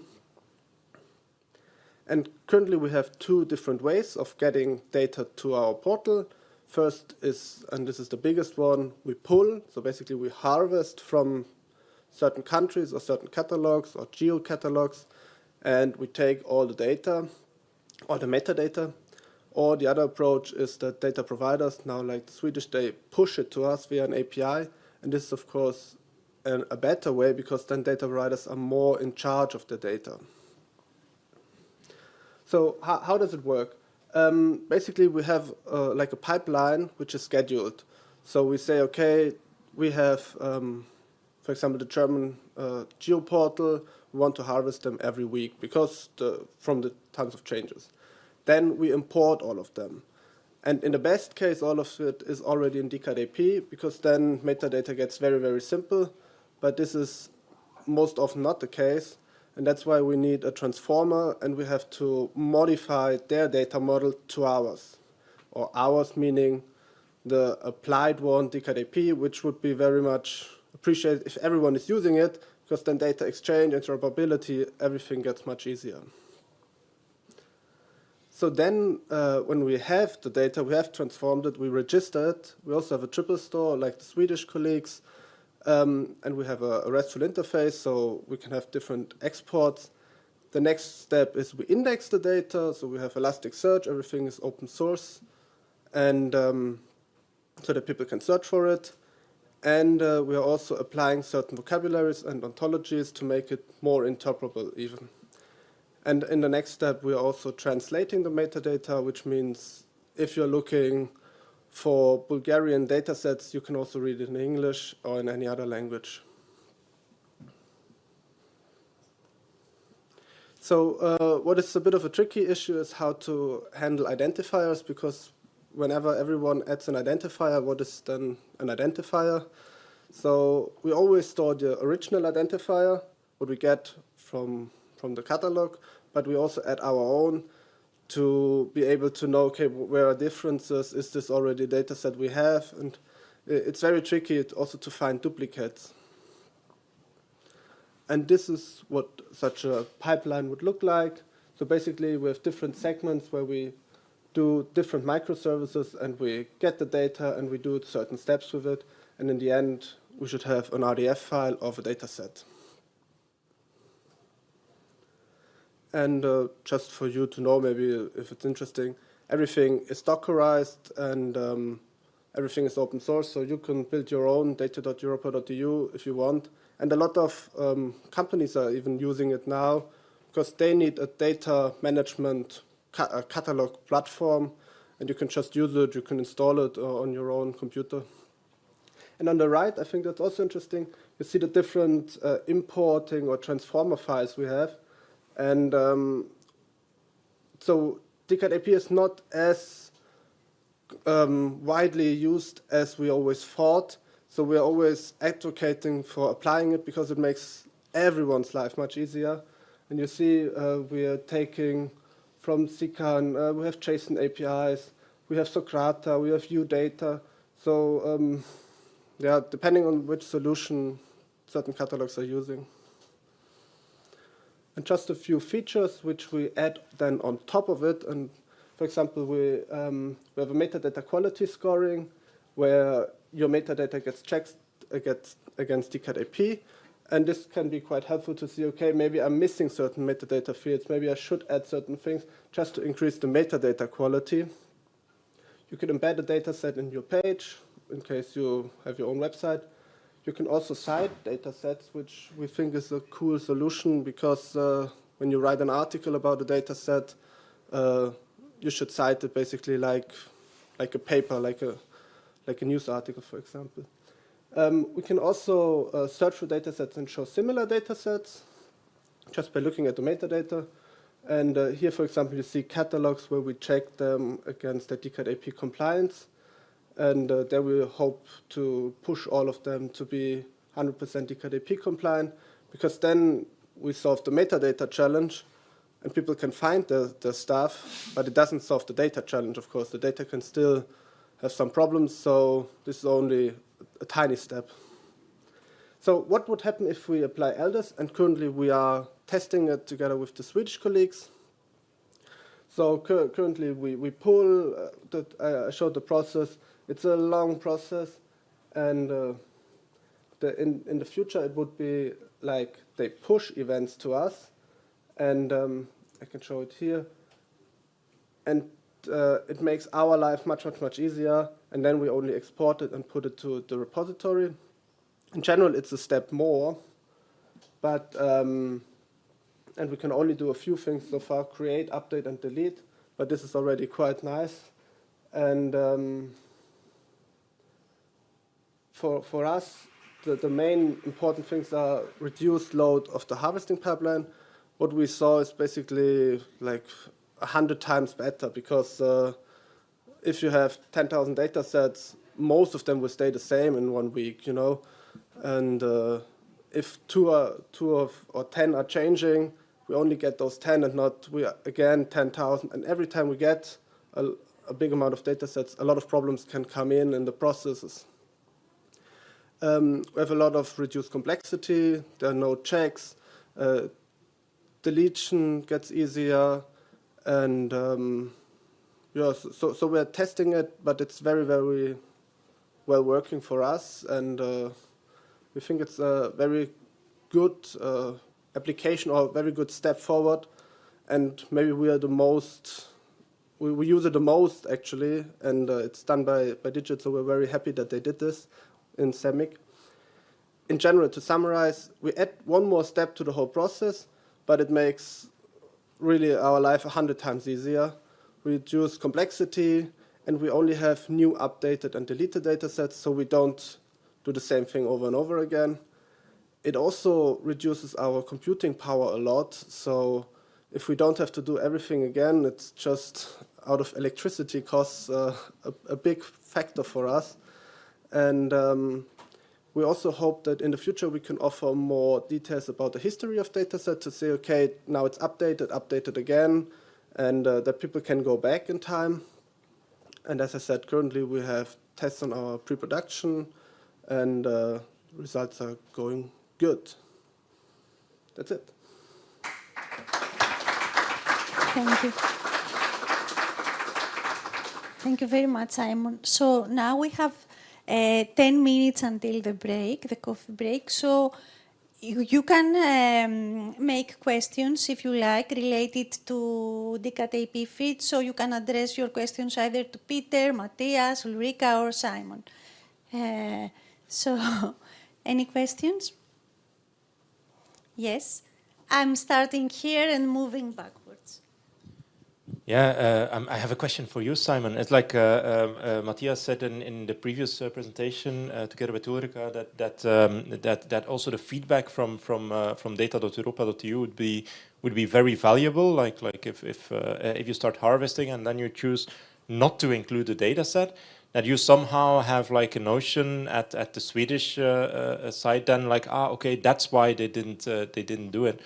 Is this something you also intend to put on the roadmap and to work upon further? Yeah. Yes, so also the Swedish presentation. Test. Anyhow, also what the Swedish colleagues were presenting I think was really great to see, to give those reports back, to give more feedback, to show, okay, it's working and it's not just a black box. And the more we automate, the better it gets. And I think, Peter, we will certainly work on that and make it big to implement LDES like fully, because now we only have create, update, and delete.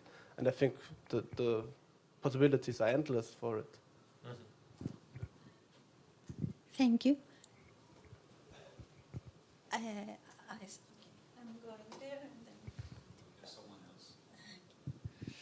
then. Hi, that's also a question for Simon, but actually maybe also for Matthias and Peter. You say, so you update the data set description based on what you find in the DCAT AP feed.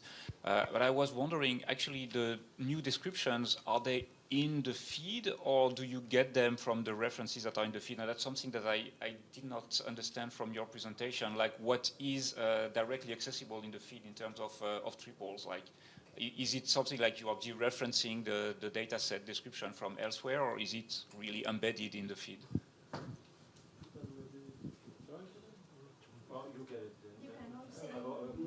All right. I think we should all go up here and answer questions here. Come on, Peter. Come on, Simon. It's easier. Well, the feed does contain the actual triples. That's why we use name graphs. So they are part there. Except the deletes, of course, then it's just the event saying that something got deleted. So in the feed, you have a structure containing the event itself, which says whether something's updated, deleted, and the modification date and everything. And then it refers to a name graph. And that's where the name graph contains all of the triples when it's modified or updated. And also, it's a trig file or a JSON LD file, basically. Yeah.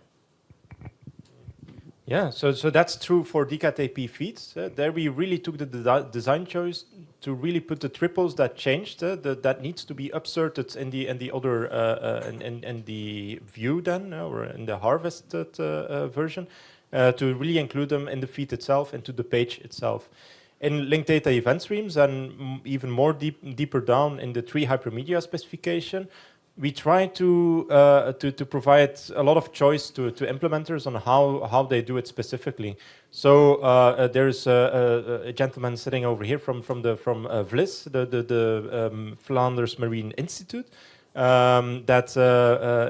also have an LDES implementation in which they actually just refer to subject pages, and then you in the LDES you see these things changed, but my objects are not complete. I actually need to dereference these things. So that's also a possibility that you can have an LDES to just put them out of band, as we call it. But that's really getting into the details now. For DCAT AP feeds, we just include all the triples that need to be upserted. We include them in the page inside the named graph, so that there's impossible to be any confusion about what triple more or less needs to be added. Yeah. Just on that note, I think, but it's a little bit confusing to me, the reference that was made to activity streams, because that's the other difference, right? It's not only about having your members completely inside or dereferenceable, it's also this wrapping of the, I think this precisely where you mentioned this create, upsert or delete event, that's borrowed from the activity streams. Okay, so the LDES on DCAT AP is actually an LDES containing activity stream events that then have, okay. Yeah. Now I get it, thank you. Yeah, I should be reading the spec, but. Yeah. But that's why we're here, right? To be your large language model to read the spec for you and reply with answers. But that's correctly right. So activity streams is a really big spec. We only use the vocabulary, in fact, and from the vocabulary, you use create, update, delete, basically. So that's all. It's a very small, borrowing of terms there. Yes. Hi. I have actually two questions, one for all of you and one for Simon. The first one is, do you face any challenges with the addition of event streams to the need of the amount of logs you have to, and the amount of data? How does it scale? Have you think about that? You know, because adding information increases, you know, the need for storage and this the complexity. And the question for Simon is: do you have any test environment, a sandbox environment, which someone can test all these new features in data portal? Not yet. Okay. Do you think about that? You have in. So you mean like a test environment to upload and to create a community? You know, the testing. You know, we're discussing all these interesting features, and you know, it would be interesting if there was a testing server. You know, to. So we have a test environment, but only for our data providers, not for everyone. Because then we are crooked a bit.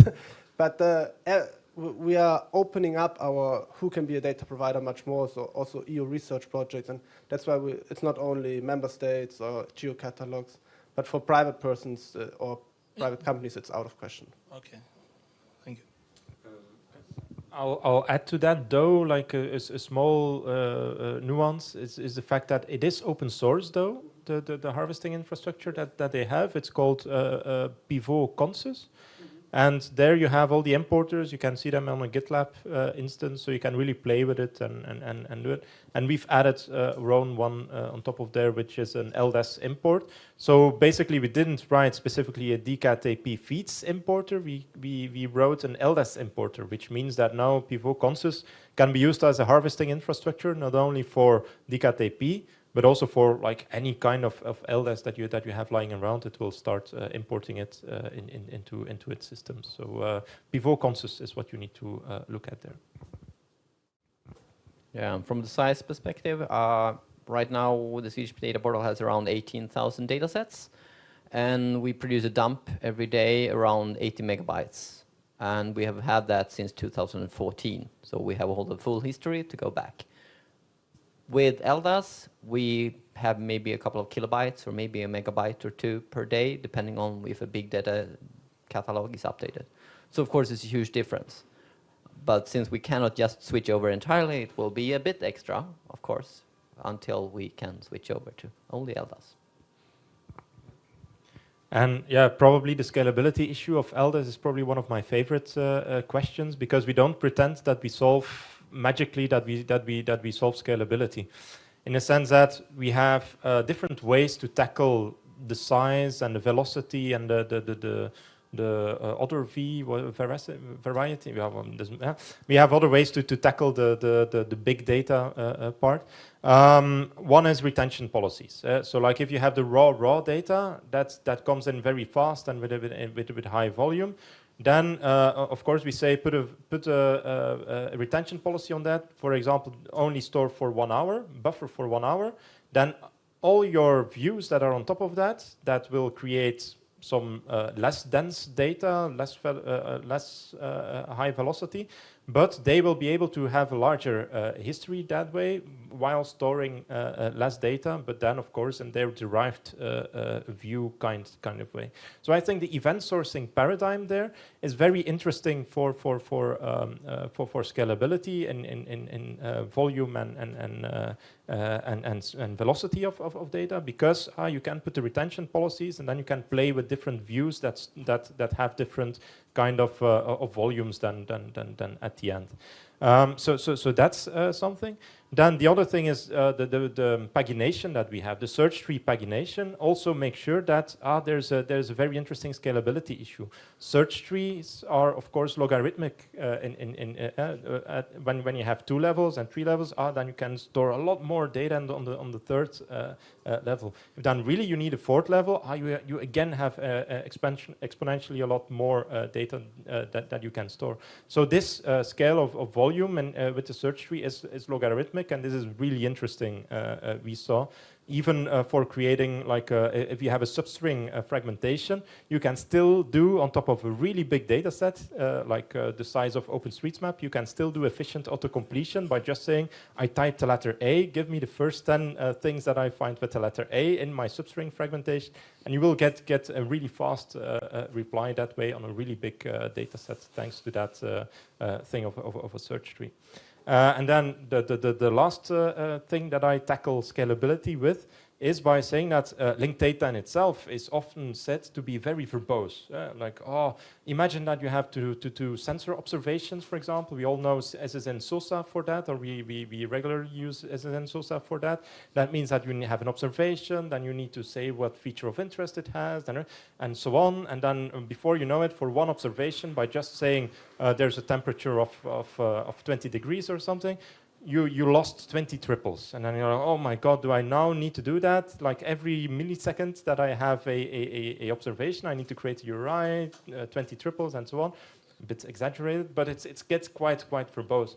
I think we need to work in linked data also in ways to have like just put it in literals, have derived views on top of that, maybe described first with a high verbosity, but then translate it into a much more concise representation as well. We also need to really get that into the linked data world, and that's something we are working on as well in these pipelines.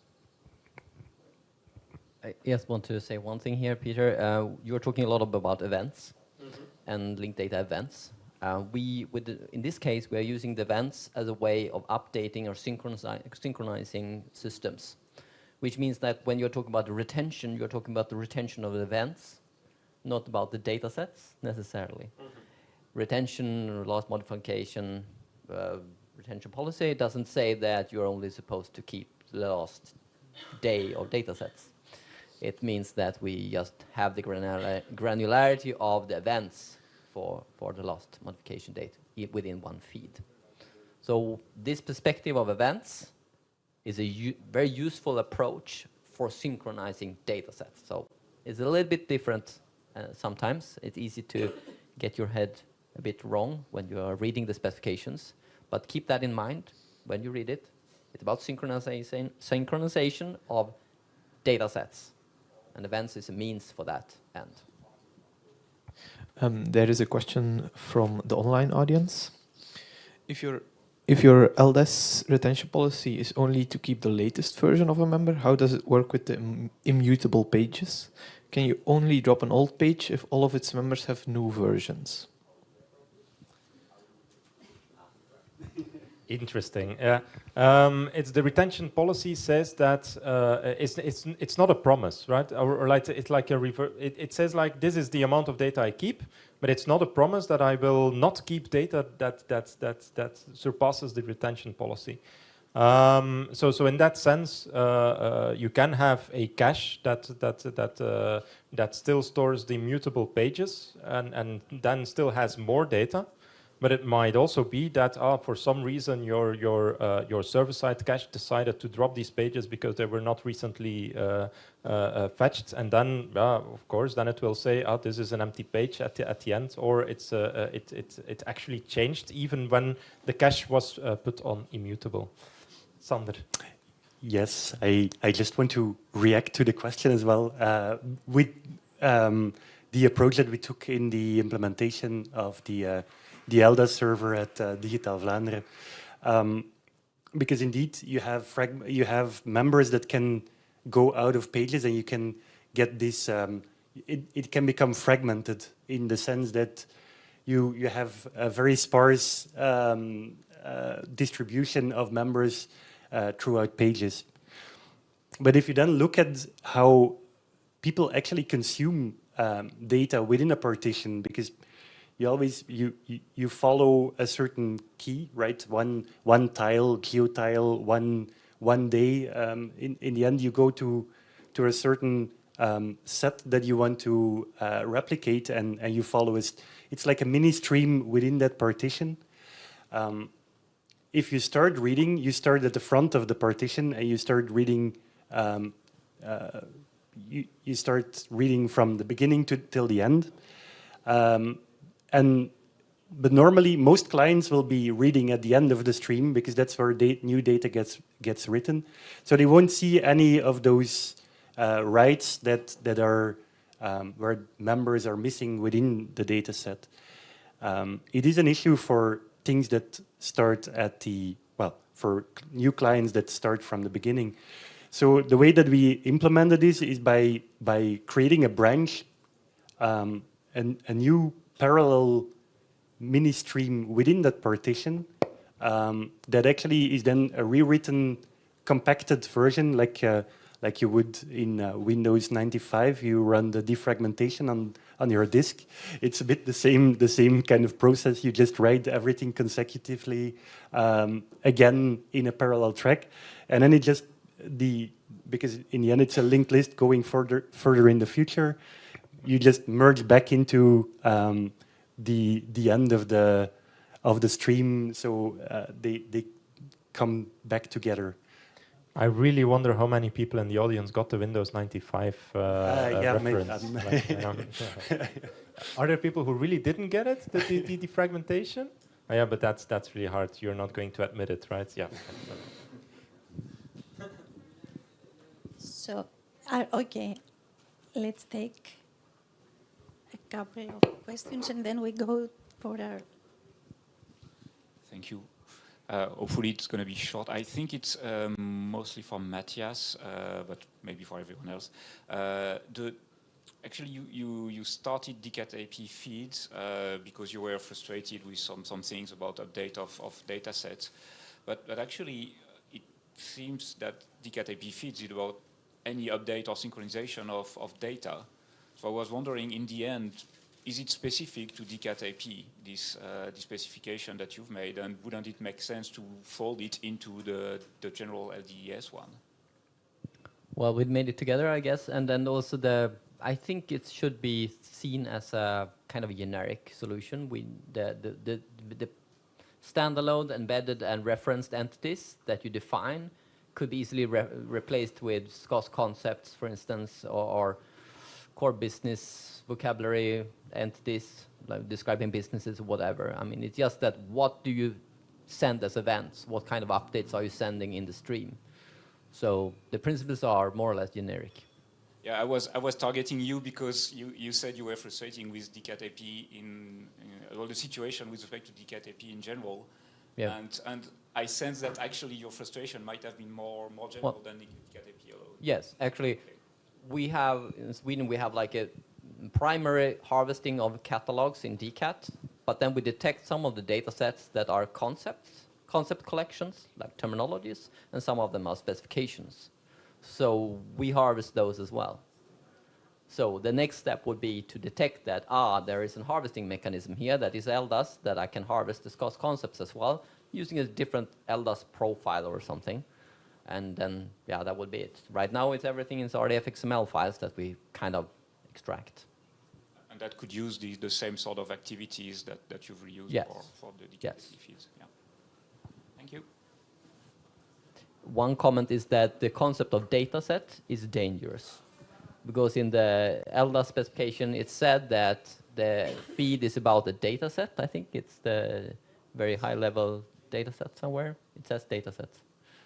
Sanders said data set. The LDES is a data set. The collection, I think. The concept of a collection, a tree collection, is a data set. Yeah, that's correct. But the contents of that data sets are actually data sets and data services and data set series. Yes.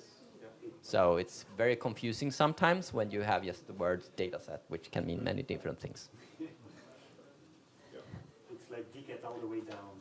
Yes. DCAT everywhere. So do we have any more questions? Okay, I think we can go for a coffee break, and we continue later in half an hour.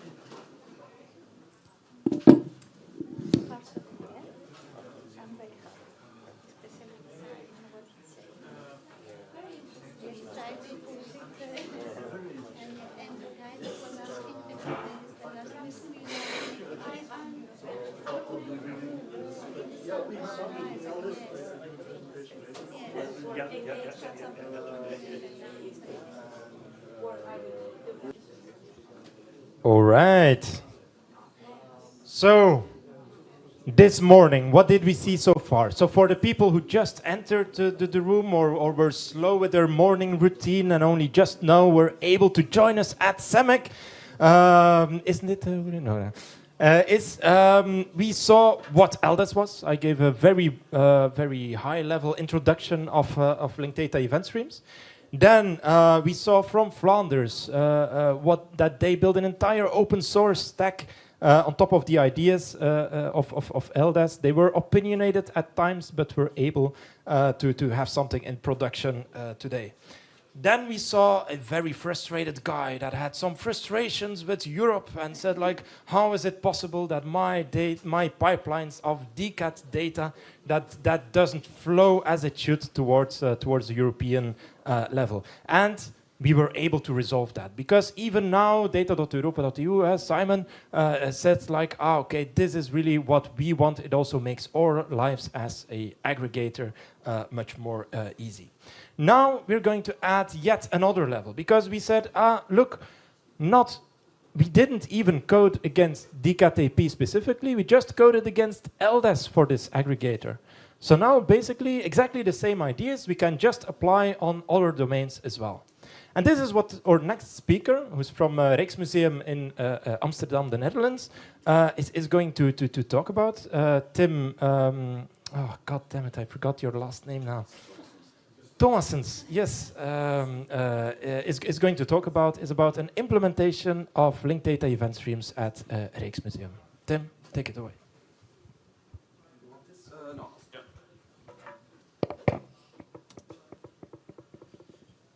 Good morning, everyone.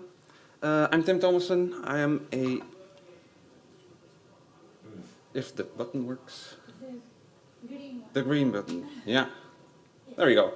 I'm a web and API developer with experience in cloud computing and integration engineering. I've been at the Rijksmuseum for 2 years now, working inside the integration layer team where we implemented the LDES API. So the focus of our team is to make data from the Rijksmuseum more available to users inside the museum as well as outside of the museum. And together with Pieter and the University of Ghent, we've been doing the SEMIC pilot to implement linked data event streams protocol to track changes in this data. I'd like to start off with the question. Can anyone tell me who these people are? Probably not. I couldn't tell you either. But we do know. They are part of something that you might know. Namely the Night's Watch. It's painted by Rembrandt van der Rijn. And we actually know who these individuals are. And the answer is in the painting. It's a bit hard to see, but we're looking at Kapitein Frans Banning, Lieutenant Willem van Ruitenburg, and a bunch of other people. And when you look at this list, you could start asking more questions, like, how old are these people? What's their occupation within the Night's Watch? Are there other paintings with these people inside them? And the answer to those questions might not be in this painting. They could be in other paintings, or they could be in books. They could even be in different types of documents. And by combining all these different sources, the integration layer could be beneficial to researchers in their research, but also to visitors to the Rijksmuseum. Because when visitors go to the Rijksmuseum, they'll be able to see about 6,000 objects, but there's a bit more. There are about 1 million objects that the Rijksmuseum has, 450,000 books, 800 meters of documentation, and 17 terabytes of research data. So there's a lot the visitors won't be able to see when they visit the Rijksmuseum. And with the integration layer, we want to make this data available to the public. So where is this data at the moment? We have 3 systems internally. We have the collection management system, which is Adlib. We have our library system, COA, and document management system, DECOS Join, which can contain documents such as ownership documents, restoration history, etc. And each system has its own way of storing information, its own data format, its own API. And the integration layer should allow internal and external users to get all this data in a consistent way. We've been working together in the team, in the integration layer team. It's a team of about 6 people with some architects, DevOps engineers, and data engineers. And we are working using the agile methodology. We do releases every week or every 2 weeks where we do an ingest of all the data. And our main focus of work is data engineering. So our data engineers do the translations from our source systems to our domain store where all the triples are to access models. And we create the microservices that are required to do those transformations. And of course, all the infrastructure around it that's required to do this. So the integration layer that we are creating has 4 main responsibilities. First one being integration. I already talked about this a little bit. We need to connect the data from the different domains. Secondly, we have standardization. We want to create predictable data services for our users to use. We have a validation. We want to be able to validate all the data that we get from our source system, but as well all the data that we send out to our users so we can guarantee data quality. And lastly, we have synchronization. Even though most of the stuff that we have at the Rijksmuseum is a couple of 100 years old, the data about it still changes, so we need to be able to keep it up to date. So the users that we have can be internally as well as externally, like I've said before. So internally, we have our multiple systems that could be exchanging data to each other about objects that we have. And externally, one example that we have is the website or the company that manages the Rijksmuseum.nl website. They get all information of all our objects for example, the Rijksstudio, where you can view all the objects that we have online.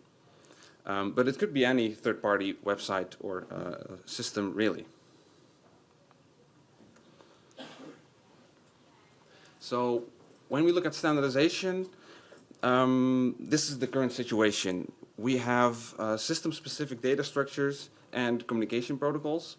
And the website that we have that the external company made is an example of this. And they also, besides managing the website, they also manage the way the data is transformed into a format that they can use. And they have a direct connection to our collection management system.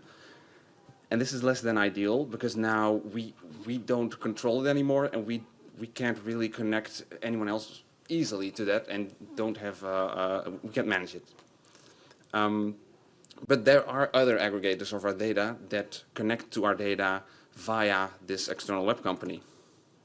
An example of this, or a few examples of this, is Modemuse and Europeana. They connect and get our data using OER-PMH. And then we have the Royal Asian Art Society in the Netherlands. They get our data using JSON. And this works, but like I said, we don't manage the data, basically. We'd rather do this ourselves and do it in linked data so we can provide richer data as well. And this is another reason why we wanted to implement the integration layer. And this also led to the collaboration with the University of Ghent and the Dutch Consortium Against Opacity to implement linked data event streams for the Against Opacity Data Hub. So the goal of the Data Hub is to bring together, enrich, and provide insights into information on collections from colonial contexts. They want to communicate via LDES. So this is a perfect use case for us. The integration layer that we created shifts the responsibility from transforming and giving those data services from the external web company to us. So we don't depend on them anymore. So let's look in a bit more detail how we set this up technically. So first we follow standards, you know them. Not only the website can use it, but other companies as well. We can use communication protocols such as LDES, OIA-PMH, or RDA, and data standardization with linked art. And the responsibility for transforming the data that we get also means that we take the responsibility for the infrastructure to realize this. So we connect the integration layer to our source systems, transform the data, and provide data services in usable formats for the website builder as well as other aggregators. So how have we set this up? We have our whole infrastructure that we need defined in code.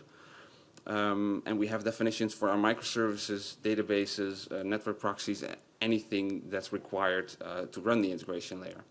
And the advantages of this is that we can real easy deploy multiple environments. We can redeploy infrastructure when that's required, but we can also scale up and down real easy and get the best situation out of our money, basically. We run everything in the Azure cloud, so we don't have to worry about physical servers or update management, and it offers flexibility. I've just said it before, scalability, and Azure can scale beyond what we need, so that's perfect. Then we have continuous deployment. So we can deploy changes that we make on our code, so the infrastructure, as well as any code that changes the data automatically when it changes, and we'll test it as well automatically. So then we make sure that any change that we make doesn't change the data in a way that we don't want to. So the code that's actually doing all the work are the microservices. So every microservice has a very specific task. So we have a microservice to get data from our source system. We have a different microservice for transforming the data, and yet another to insert data into our GraphDB store. And the advantages of this is that it's real easy to maintain, and it's easy to deploy. If for some reason we have to change the way we get data from the source system because they change the protocol or whatever, we don't have to change the way we insert data into our database. And we run all this in Docker containers, so all external dependencies are defined. So whether we run it on a server in Azure or on a local machine, you can just run the Docker container without much hassle, really. And all these Docker containers we run in a Kubernetes cluster, and that establishes relationships between parts. So whenever we deploy a container that relies on a database, we can make sure that whenever we deploy that, that container, the database is also created before that. It also offers reliability. We can make sure that whenever an error happens, and they do happen, components are spinned up again, restarted, or whatever is necessary to continue our data stream. And yet again, scalability, I already said it, we can scale up and down whenever we want to. So let's take a quick peek at what we did for the Resolver data service. We already had, I said Resolver data service, I haven't said that name before. So this is the service that we created that's gonna expose the LDES API to the outside world. So we already created a Resolver data service, our microservice for exposing changes. And we implemented the change discovery, IIIF change discovery API in this. And the way we've set this up is that we have a single database with all the information for resolving identifiers to the location of the data, describing the Rijksmuseum resource in a database that can be used by multiple APIs. So we have one common setup at the top where we have a web server and database and extra components at the bottom that we can easily add. And for each API, we just need to add some configuration for the endpoint to host the API on, and the code that's required containing API-specific queries, definitions, whatever you need. So adding new APIs this way is relatively easy, and we did this together with Peter to do this for LDES.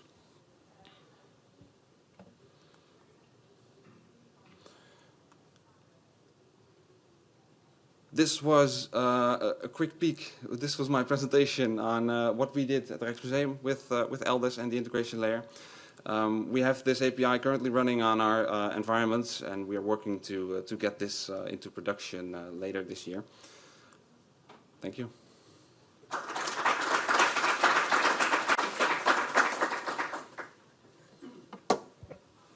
We have foreseen a few minutes to ask questions of the speaker. I'll do the same approach and start in the front, move to the back. Thank you for your presentation. Could you elaborate a bit more on what objects you exactly have in your database? We heard about paintings and others, and what relations between these objects you have? We could be, so each painting, for example, has a frame, and this frame is linked to the painting.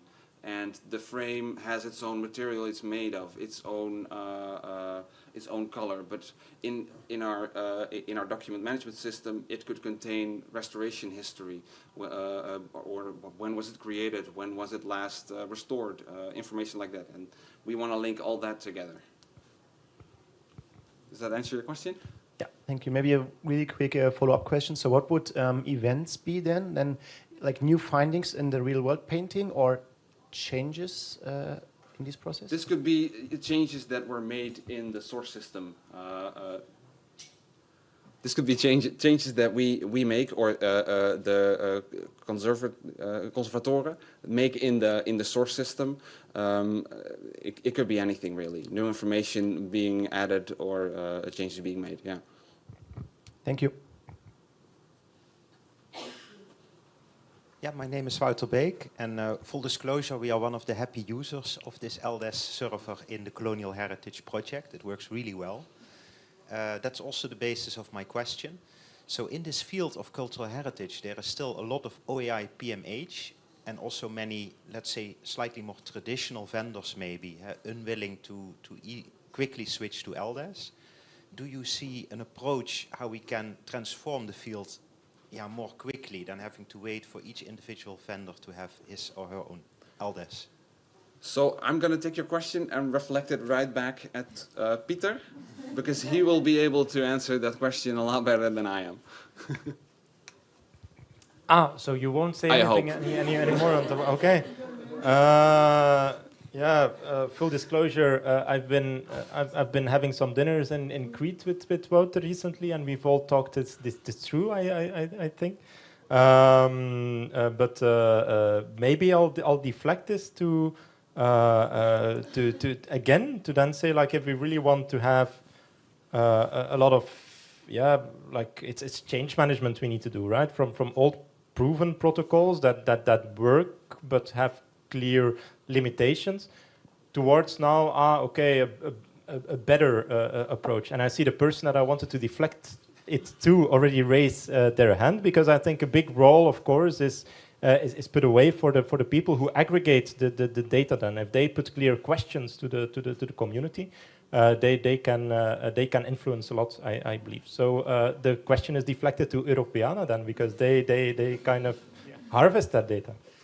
Yeah, I can try to answer, but I'm afraid I'm not going to be very positive, because it's not only a matter of standard, but it's also about what the systems in place can do. Actually, when we mention OAI PMH, that protocol has formally the capacity for incremental update, but that part of the protocol is almost never implemented, and never implemented correctly. So in fact, it's just that those events, they are just not there in the original system. So we need really to make progress on convincing everyone of the value of those things. So indeed, from the European experience, so we aggregate data from the cultural heritage sectors, and it's really super hard to get updates in an efficient way and to get updates that make sense across the different versions. And that's just a big obstacle in building a data space. So we sort of hope to be able to convince more people that adopting this sort of technology would be really a good thing to do. But that's taking a lot of time.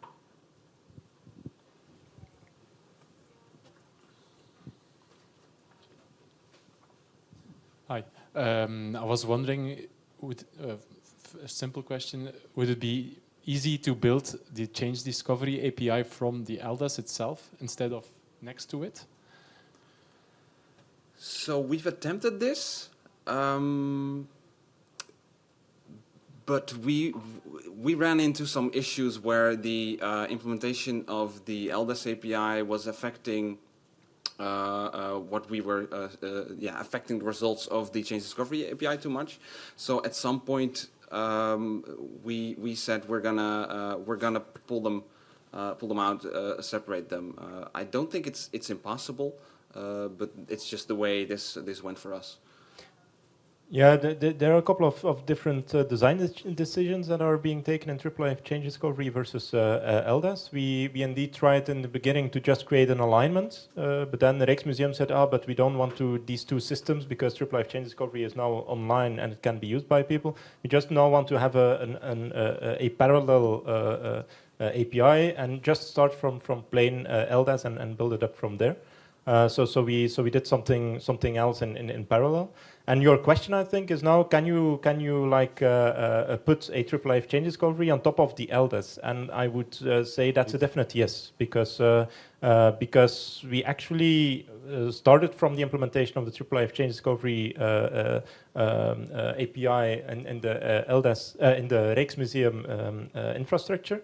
We started from there, and then we only added things to make it more clear, like what triples are getting added. We put the name graphs in there and so on. So we only added things, except for, of course, changing some aesthetics of the IIIF change discovery. We just only extended it with more information that makes it even better to use for replication and synchronization. So just deriving from an LDES IIIF change discovery API is certainly possible. Yeah. Okay, great. I was also wondering which services you will put on the LDES. Well, probably you will analyze the data or make front websites on top of it. Are you planning like putting an Elasticsearch on top of it, or? So the company that manages our website, they might put an Elasticsearch on this. We don't have the plan for that at the moment. We just have the Against Opacity Data Hub that's gonna be based on this. Yeah. So Against Opacity is a totally different project. From of course they aggregate multiple museums their data, and they provide a new search interface across the provenance of certain artworks. And I just got an email that my talk together with Gert-Jan Filarski from the Against Opacity Hub is accepted at Semantics. So if you want to fully understand what then the consumer side is going to do with this LDES, come to Semantics and you'll be able to find out. Okay, thanks. We have a question from the online audience, and that's for Tim. You now mentioned that you are making this integration layer. What is the timeline for rolling it out and the LDES itself? So in November, Rijksmuseum will be hosting the CDOC conference, and the plan is that it will be released then together with the integration layer.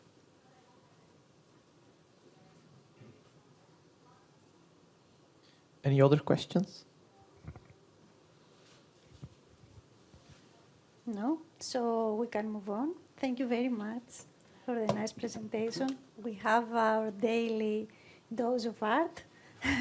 Now let's move to something more moving. Let's see what's happening at ERA. ERA is the European Union Agency for Railways, and we have together with us Marina and Julian. So Marina is a project officer there with focus on semantic interoperability, and Julian is a postdoc researcher at IMEC and Ghent University with expertise on semantic technologies and linked data. Thank you for being here. Thank you. Good morning, everyone. Hi. We have been working with Peter and Julian for, I think, that for 4 years now. Yes, we come from the European Union Agency for Railway. It's responsible for the safety and interoperability of the trains you take to probably to reach here. Normally, the interoperability also covers data, but at the beginning it was more focused on signaling of the train, so the train does not have to stop at the border. You can. We have the green button. This one, sorry. It was like, and we had the green one is this one, right? The other green button. There are two. Okay. So here we are. The agency also hosts information from all the network from the European countries and the vehicles. And the idea is that in order to open the market and allow that different railway operators may operate in different areas in Europe, we upload the data from routes and railway infrastructure and vehicle information. And currently our knowledge graph is growing. It's about 47 million triples. We have 2,000 vehicle types described, and all the railway infrastructure is open data. It's easy to consume.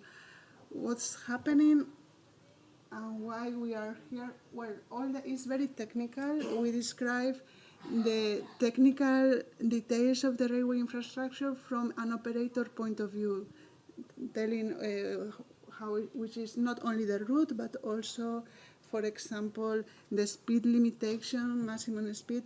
And this is live data. From time to time, the railway and the infrastructure manager needs to update that information.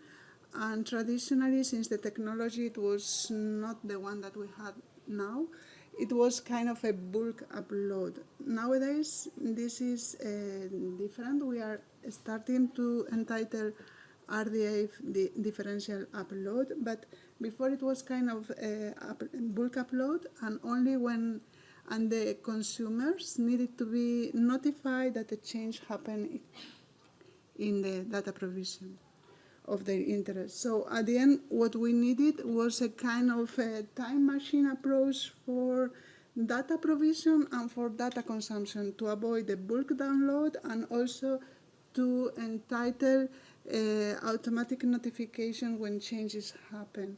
And also because to upload bulk the detailed information of railway infrastructure from a country like Germany, sometimes it's more than a gigabyte. So it's from the performance, shackle validation engine, everything very challenging. So, and the use case, that is what I will explain, because the technical part I pass the floor to Julian.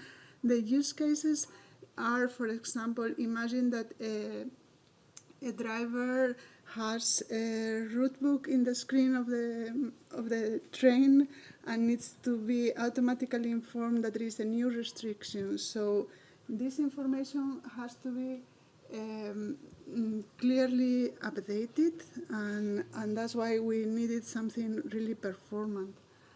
And also, for example, we needed also to be able to go back in time and to know how it was the network, the infrastructure when an accident happened, and to be able to put back again the information to identify which ones were the potential risks that happened at that time for accident investigation.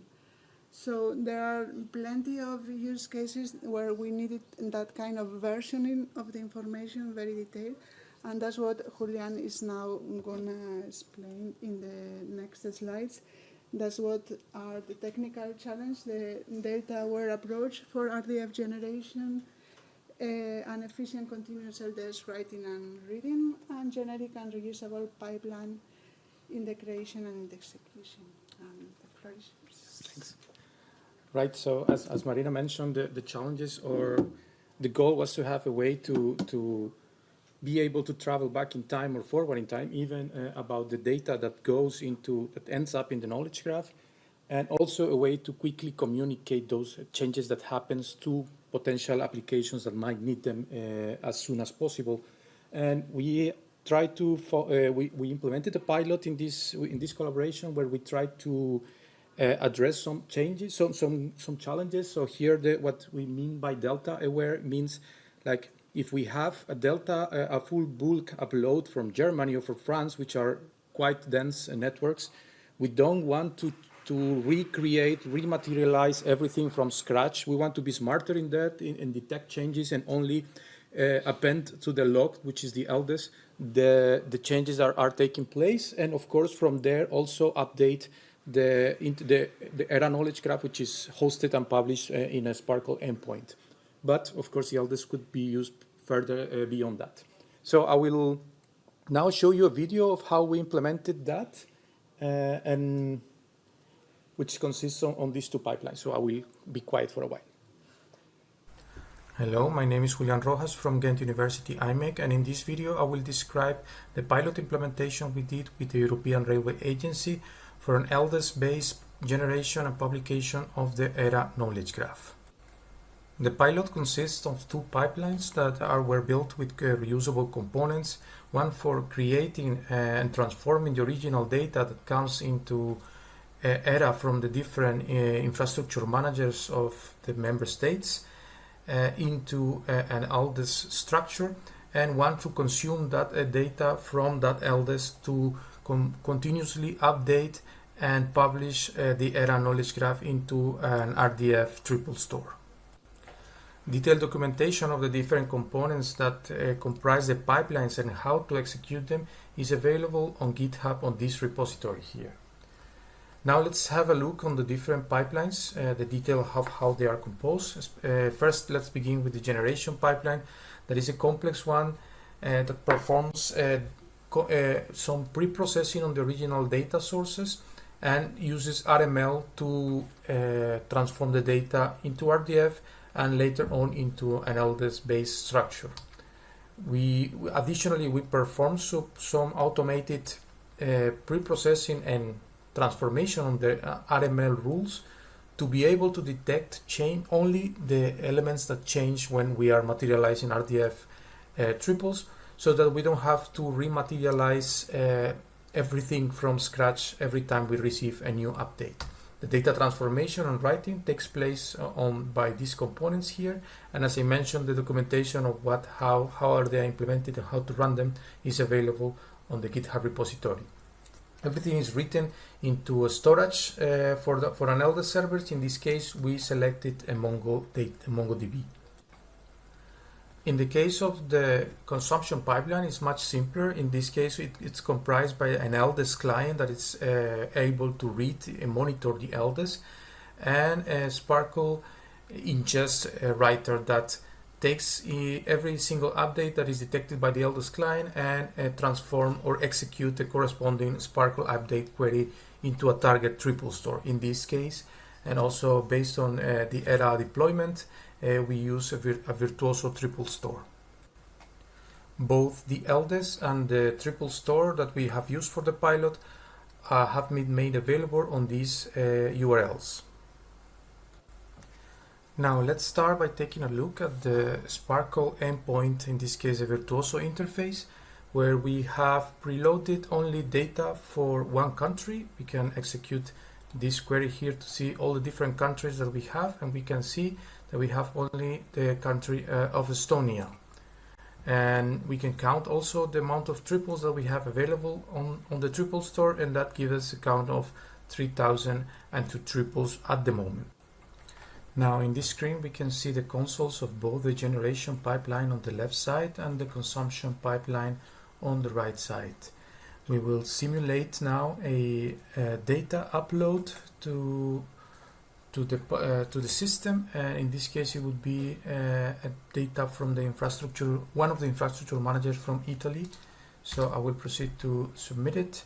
And we can see how the consumption pipeline immediately detects the upload and starts processing and generating the RDF triples, executing the RML mappings rules that exist.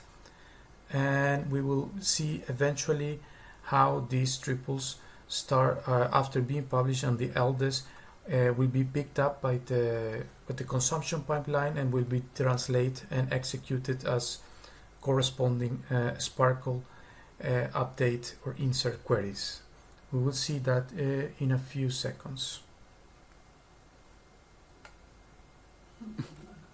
Sorry, I could have cut that part.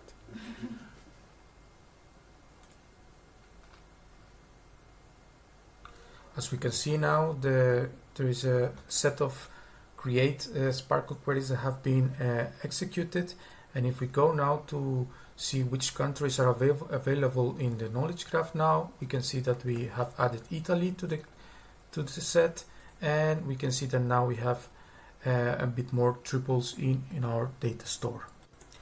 Now to see the functionality of only updating but has changed continuously, we will have a look at one of the operational points, in particular this one from the network of Estonia.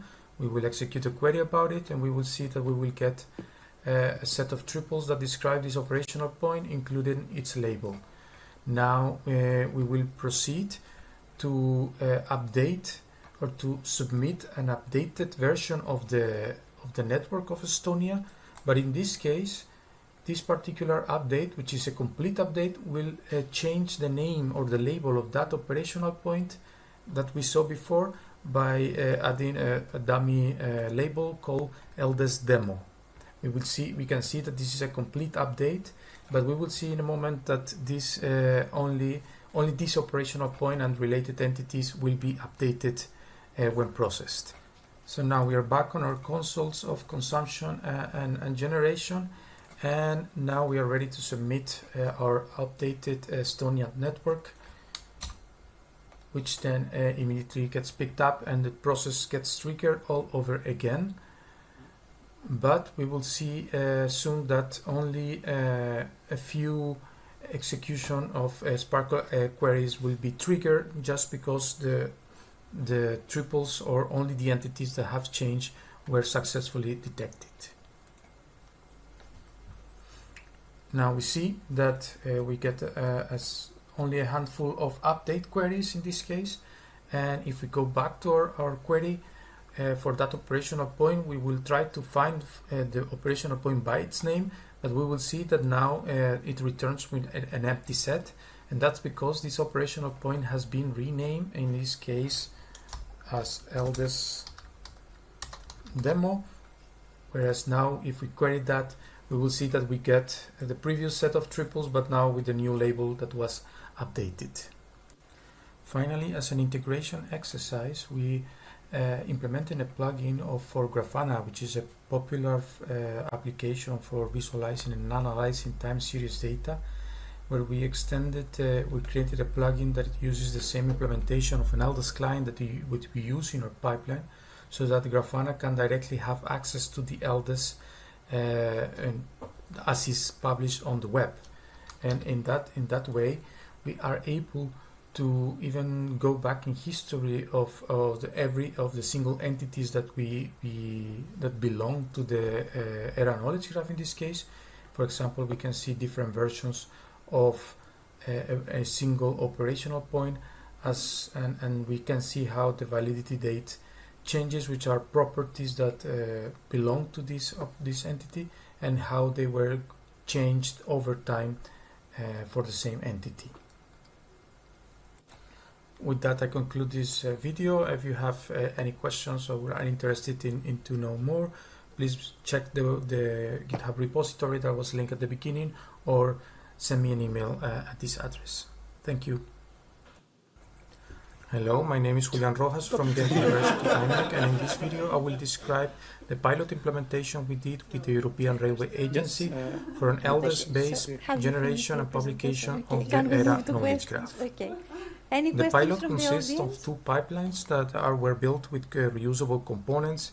One for creating and transforming the also share regional your name, data that because comes up to into now we haven't ERA from the different infrastructure managers of the member states I'm glad into that you an put LDES some emphasis on structure, the generation and want part to that consume we that never heard data about from that today. LDES So if to you can say a bit continuously more update about this, and about the effort publish that is the required ERA to knowledge graph into generate the an LDES RDF streams, triple and store. as far as I understand, you are Detailed taking documentation care of the this different in a components sort of that centralized way, comprise the but it would be pipelines and interesting how to put this on the side of the providers, right? Is it something you are working on? So they should be providing data in that way, not uploading those complete data set. And of course, I understand why you took care of this, but if you can elaborate on this, thanks.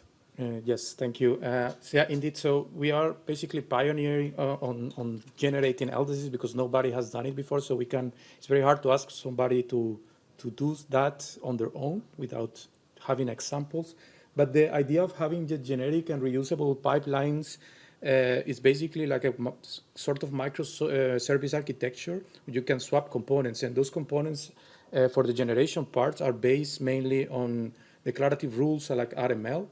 But as you saw in the diagram, they are shipped or packed as Docker containers. So the idea is that we can make that easy and reusable for the data providers.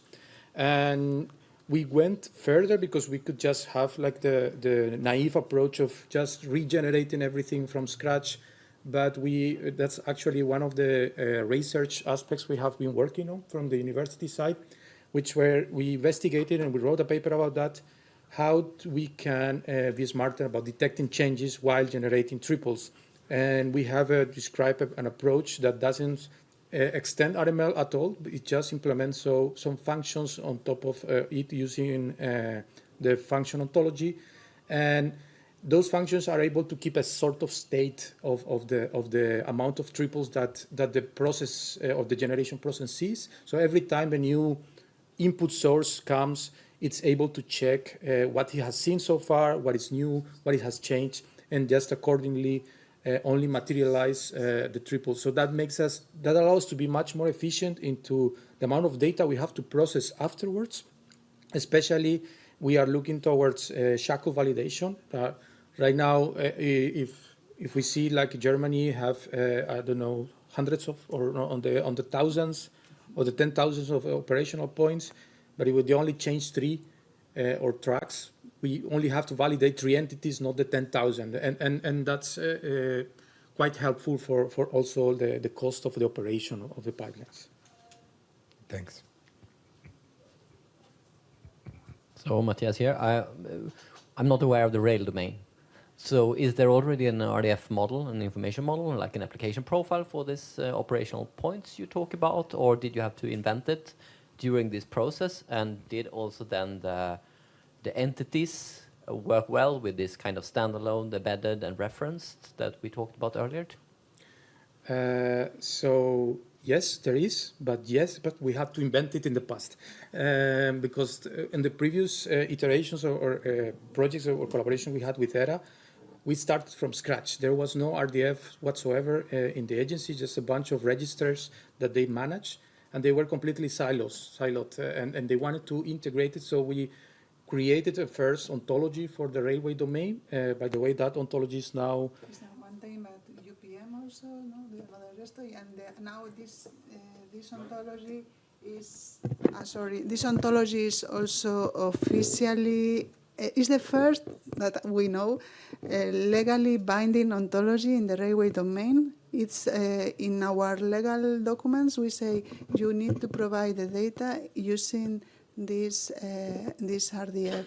So and it's also been highly supported by DG Move.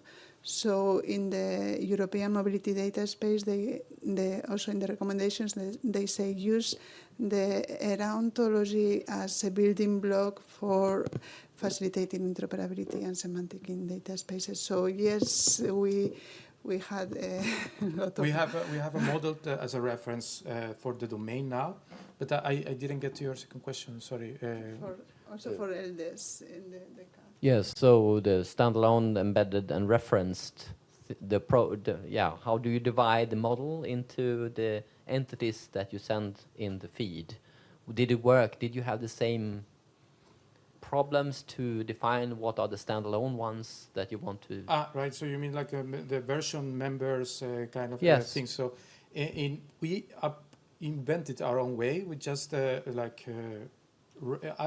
a couple of new properties like the last scene and the DC terms modified and these kind of things that were not there by default. But the idea is now to support them into the ontology when you have when you apply LDES.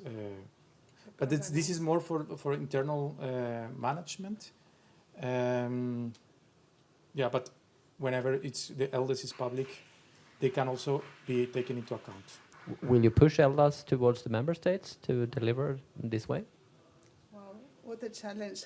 You know, it's not normal to have a bulk upload in 2024, I know, but you know what happens that they provide this data from the combination of multiple information systems they have in the in-house. So gradually also, Julian's idea was they will gradually build their own data set and we grab it. No, that was the final aim, is that we not even host it. We just create the ontology, maintain the ontology, and provide the engine to consume the Spark endpoint. So yeah, that was the idea. But your question was more specifically about the. Yeah, will they actually use LDES? Will they provide feeds? Is that your aim? That would be the vision to go towards, but so far we have to take baby steps because there's organizations that are not link data versed at all. I see two questions. Yeah, but we have the people from Belgium, our own country. They are very enthusiastic. They followed our course on LDES even, and I think they're going to be the first ones to provide an LDES. They are the closer one to. There are initiatives already. They complain about migrating to RDF. So, but now the next step is providing this. So yes, gradually. Yeah. So I think we'll get there eventually.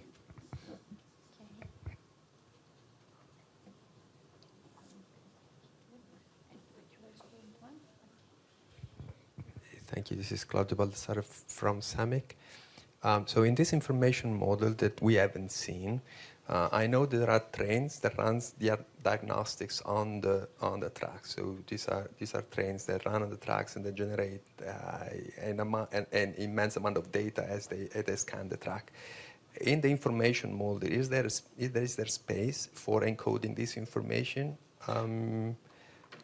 Yeah, we are moving in this direction. There are vehicles that are inspecting the railway network, and from there they are able to export with technology LiDAR or multiple technology. They are able to know how is the infrastructure, and they are normally exporting in a specific format that will fit the data provision. And yes, is this the scope of the micro level description of the network with all the gradient profile that later at the next step is used for the breaking curve of the signaling system. So yes, is in the ontology currently, we can put the link there or share with you, is gradually embracing the different railway legislative use cases that the agency is covering. So we started with railway infrastructure, but gradually we are also covering safety and step by step. Thank you.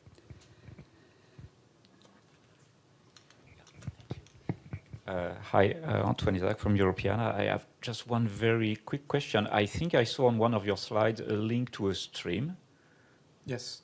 Can you show it again? Because actually I think it may be useful for people to see concrete examples also in respect to your question. Because it's in the middle of the video, it's not in the slides. But I can easily share it with you afterwards. Yes. Any more questions? No? Okay, I think We can move forward. Thank you. Thank you very much. All right, and from the cultural heritage to the railway domain towards now yet another domain that can just use exactly the same generic tooling and so on. Because Marc Portier, we've known already each other since the beginning of the open data movement back in 2012. I remember you on stage as saying like, we need more open data, we need better support for HTTP, standard HTTP tooling. And what about this linked data stuff? This looks really interesting. Today, almost 15 years later, something like that, we are a bit grayer, I think. I am. I'm as well. You need to look in the right places. Yeah, a bit less teeth as well. Yeah, okay. But today, Mark is the research. What's your official title? Open Science Team Lead at the Marine Institute in Flanders. And what really shook me there is that when I saw that, I thought like, Mark is moving away from data. That's not true at all, because what I've seen at VLIS is that they have so many data sets that they maintain for an international audience. For example, they have marine regions, which is like a gazetteer, a geospatial gazetteer of all the marine regions worldwide. And believe me, there are a lot of changes to that due to political reasons, but also due to data quality reasons. So there are a lot of updates on there.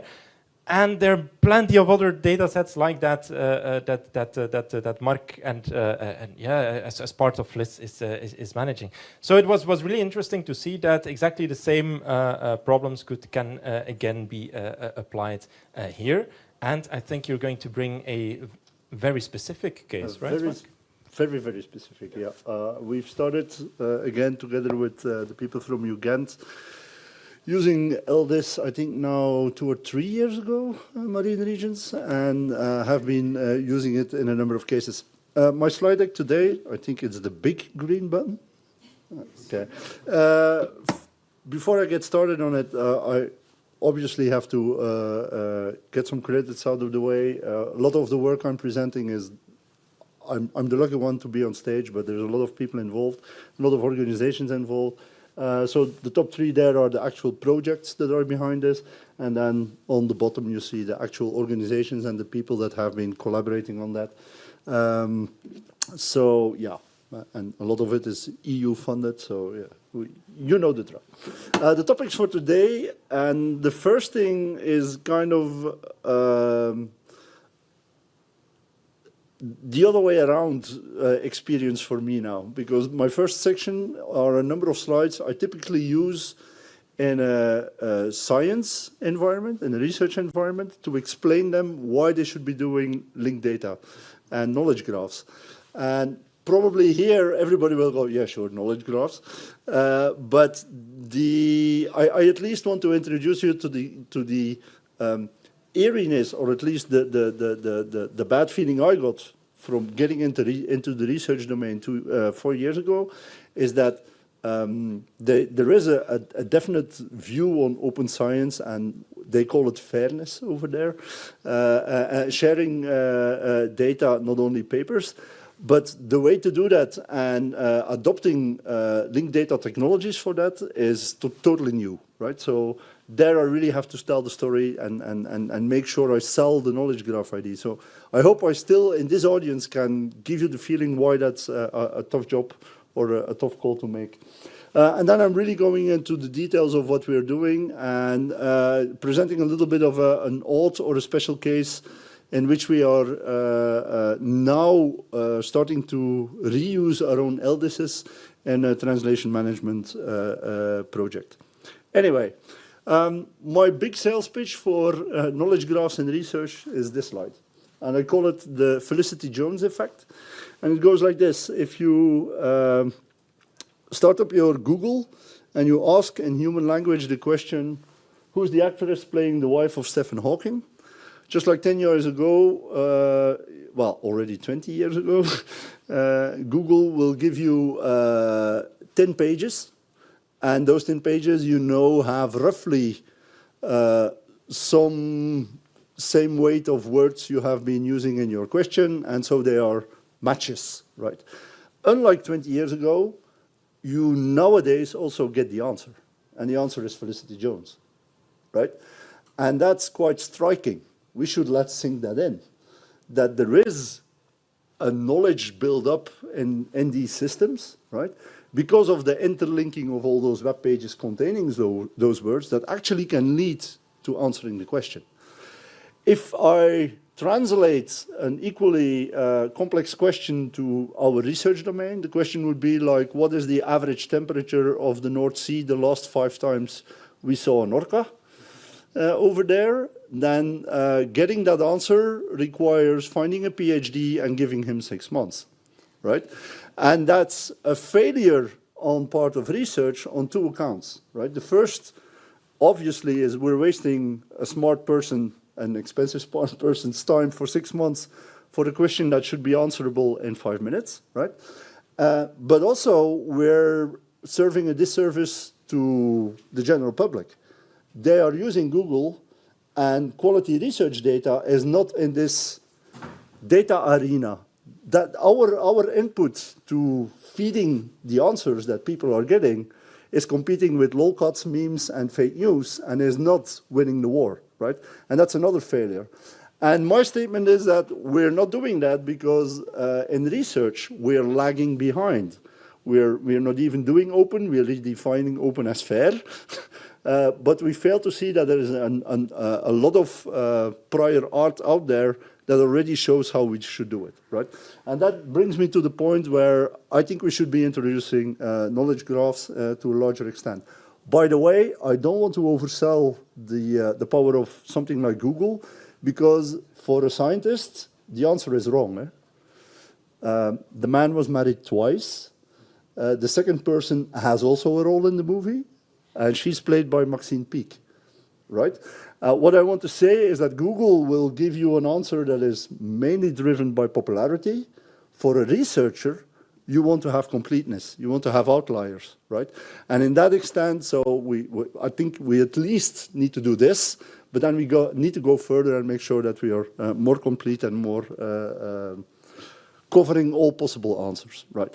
So the way I try to sell the researchers on this is that actually, they already do this. A lot of cases, for instance, in marine data, you will have 2 data sets, one of temperature, one of biodiversity, but they both have a geotemporal, a place and a time, right? A geotemporal aspect.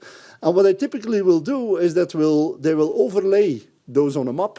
And so you have 2 data sets on the time and place axis, and you start comparing those 2 or 3 data sets, and they lead to a contradiction or a coincidence or whatever, and that gets your thing going. The statement I want to make is that rather than only those 2, space and time, there is a complete network of different axes you can attach to each measurement, right? All the way even to the funding agency that was enabling your research, right? So in the end, what I hope to be doing is, I'm not alone. There's a growing number of people within research that are adopting knowledge graphs. The big idea is that we indeed would have more coincidence points, more accesses coming from our measurements that actually allow us to compare data sets and come up with this, hey, that's funny, I didn't expect this, which is driving the actual research, right? Imagine, for instance, you can have a map, not geographically, but a map of the funding landscape, right? And then have your measurements mapped onto that space to be able to get into new coincidences, right?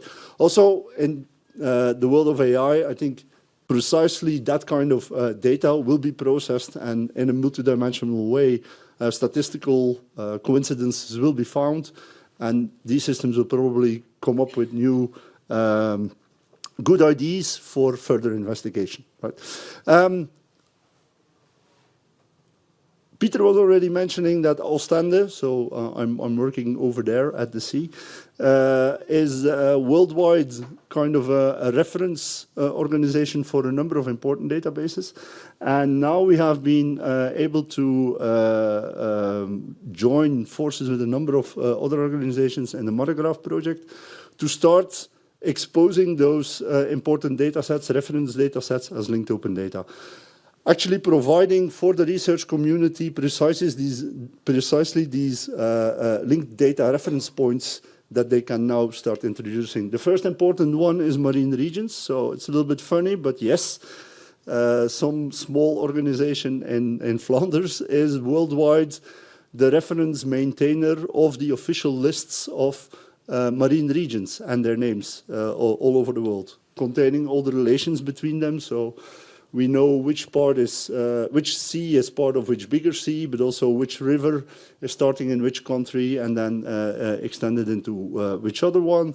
We also, our team there will be checking all legal documents and is defining, for instance, we call them data products. You might have heard about the opportunity of mining in the deep sea for minerals that are over there. Well, a lot of big companies are very eager to start doing that because legally wise there is something like the open seas. So if you're far enough out of the coast of any country, anything goes, right? So one of the things we have been creating there is actually creating the boundary of that open seas area, so that becomes a internationally used reference shape that people can be using to refer to what is the legal area where this can fit in, right? So just to give you an idea, that's marine regions. We have been doing the same thing for marine species. So all biotic species, from the tiniest zooplankton to the biggest whale, they have been described by taxonomists in literature. We have a team, actually we manage a worldwide team that is continuously running through those documents and then making that full taxonomy listing available as a reference set where each of these species don't only get a Latin name, but also get an actual reference ID. And what we're now doing is those reference IDs, we're pushing them up into real URIs and start using those as a basis for RDF linking. Later in the project, we're also going to do the same with the Eurobis dataset, which is a dataset of biodiversity sightings. So that's basically each time in a scientific context, somebody made a statement that this species has been observed at this place at that time. And that's basically it. Good. Now, what are we going to do with this? And this is also important. We're stopped doing this by ourselves alone. We started reaching out to a number of other organizations. There was a question by Alessandro just in the previous session. Are you starting or expecting other people's, for instance, for the railroads, to start producing LDESs? Yes, we are doing this. So we have British partners and so that's the BODC. They have a very good RDF-based SCOS listing of everything that is identifying measurements in the marine domain. Well, those things are now, I think since February, having an LDES feed. So we can consume all the changes they are making to that system in our systems. The same with the sea datanet directories. Those are, and that's still in process, but should be getting an LDES feed by September, right? What are we doing now with these? As one of the use cases we're looking into is making user interface systems that can easily reference to these URIs. So what we've created is a vocab term lookup system, right? So the complete cycle starts in yellow top right. We have an administration that makes a selection of these vocabularies. For instance, marine regions, marine species, the BODC terms. They get consumed, so they get harvested through the LDES. They get indexed, full text indexing, Elasticsearch, allowing for an application developer to actually select, oh, in my application, I need a widget. So it's really on that level, user interface widget. I need a widget to be able to select these URI terms. So the end user gets an application in the end, and then we're in the blue section. The end user gets an interface where he can just look up in his language based on the logical or the human label for those. And in the background, the widget will replace whatever you selected with the actual URI. So this is allowing the green application developer to create new data management systems that directly store references to URI terms. So actually build databases that are aware of linked data concepts, right? So this is the way we've setting them up, and obviously LDES is what is helping there, right? So all these sources now are producing their LDESs, and our vocab server can just keep on being updated and synchronized automatically with any changes that are happening there, allowing in the end users to not needing any update of their application. They just reuse the application, go to that widget and find terms that were added yesterday or the day before, right? And now the last thing we're doing in this cycle is reusing the LDES, actually splitting the LDES from any of those management systems. We don't only put it into the vocab server, but we're now splitting it into a translation management workflow. So we're starting to develop a Git-based, GitHub-based, I should say, environment where we convert the triples into small text files, YAML files. We call it an expert and language community. So we organize a number of people around a GitHub repository. We're also developing a user interface because these people don't all know GitHub, right? But in the back, what it comes down to their changes or adaptations or translations to the labels, they get tracked in Git. They get approved in bulk in a pull request. When the pull request is accepted, actually it leads to a new LDES feed. So we get a change out of GitHub of all the new translations that were made. And the thing is that both the original language and all the translations are fed into the vocab server, which then allows to have a user interface that actually functions in multiple languages, allowing, and that's the other thing we want to reach out, is that the research should not be as much English only, academic space, but also definitely if you want to reach out to something like citizen science, create an environment where people can, in their own natural language, also add on to the bigger knowledge graph, right? That's my slide deck. So thank you for your attention.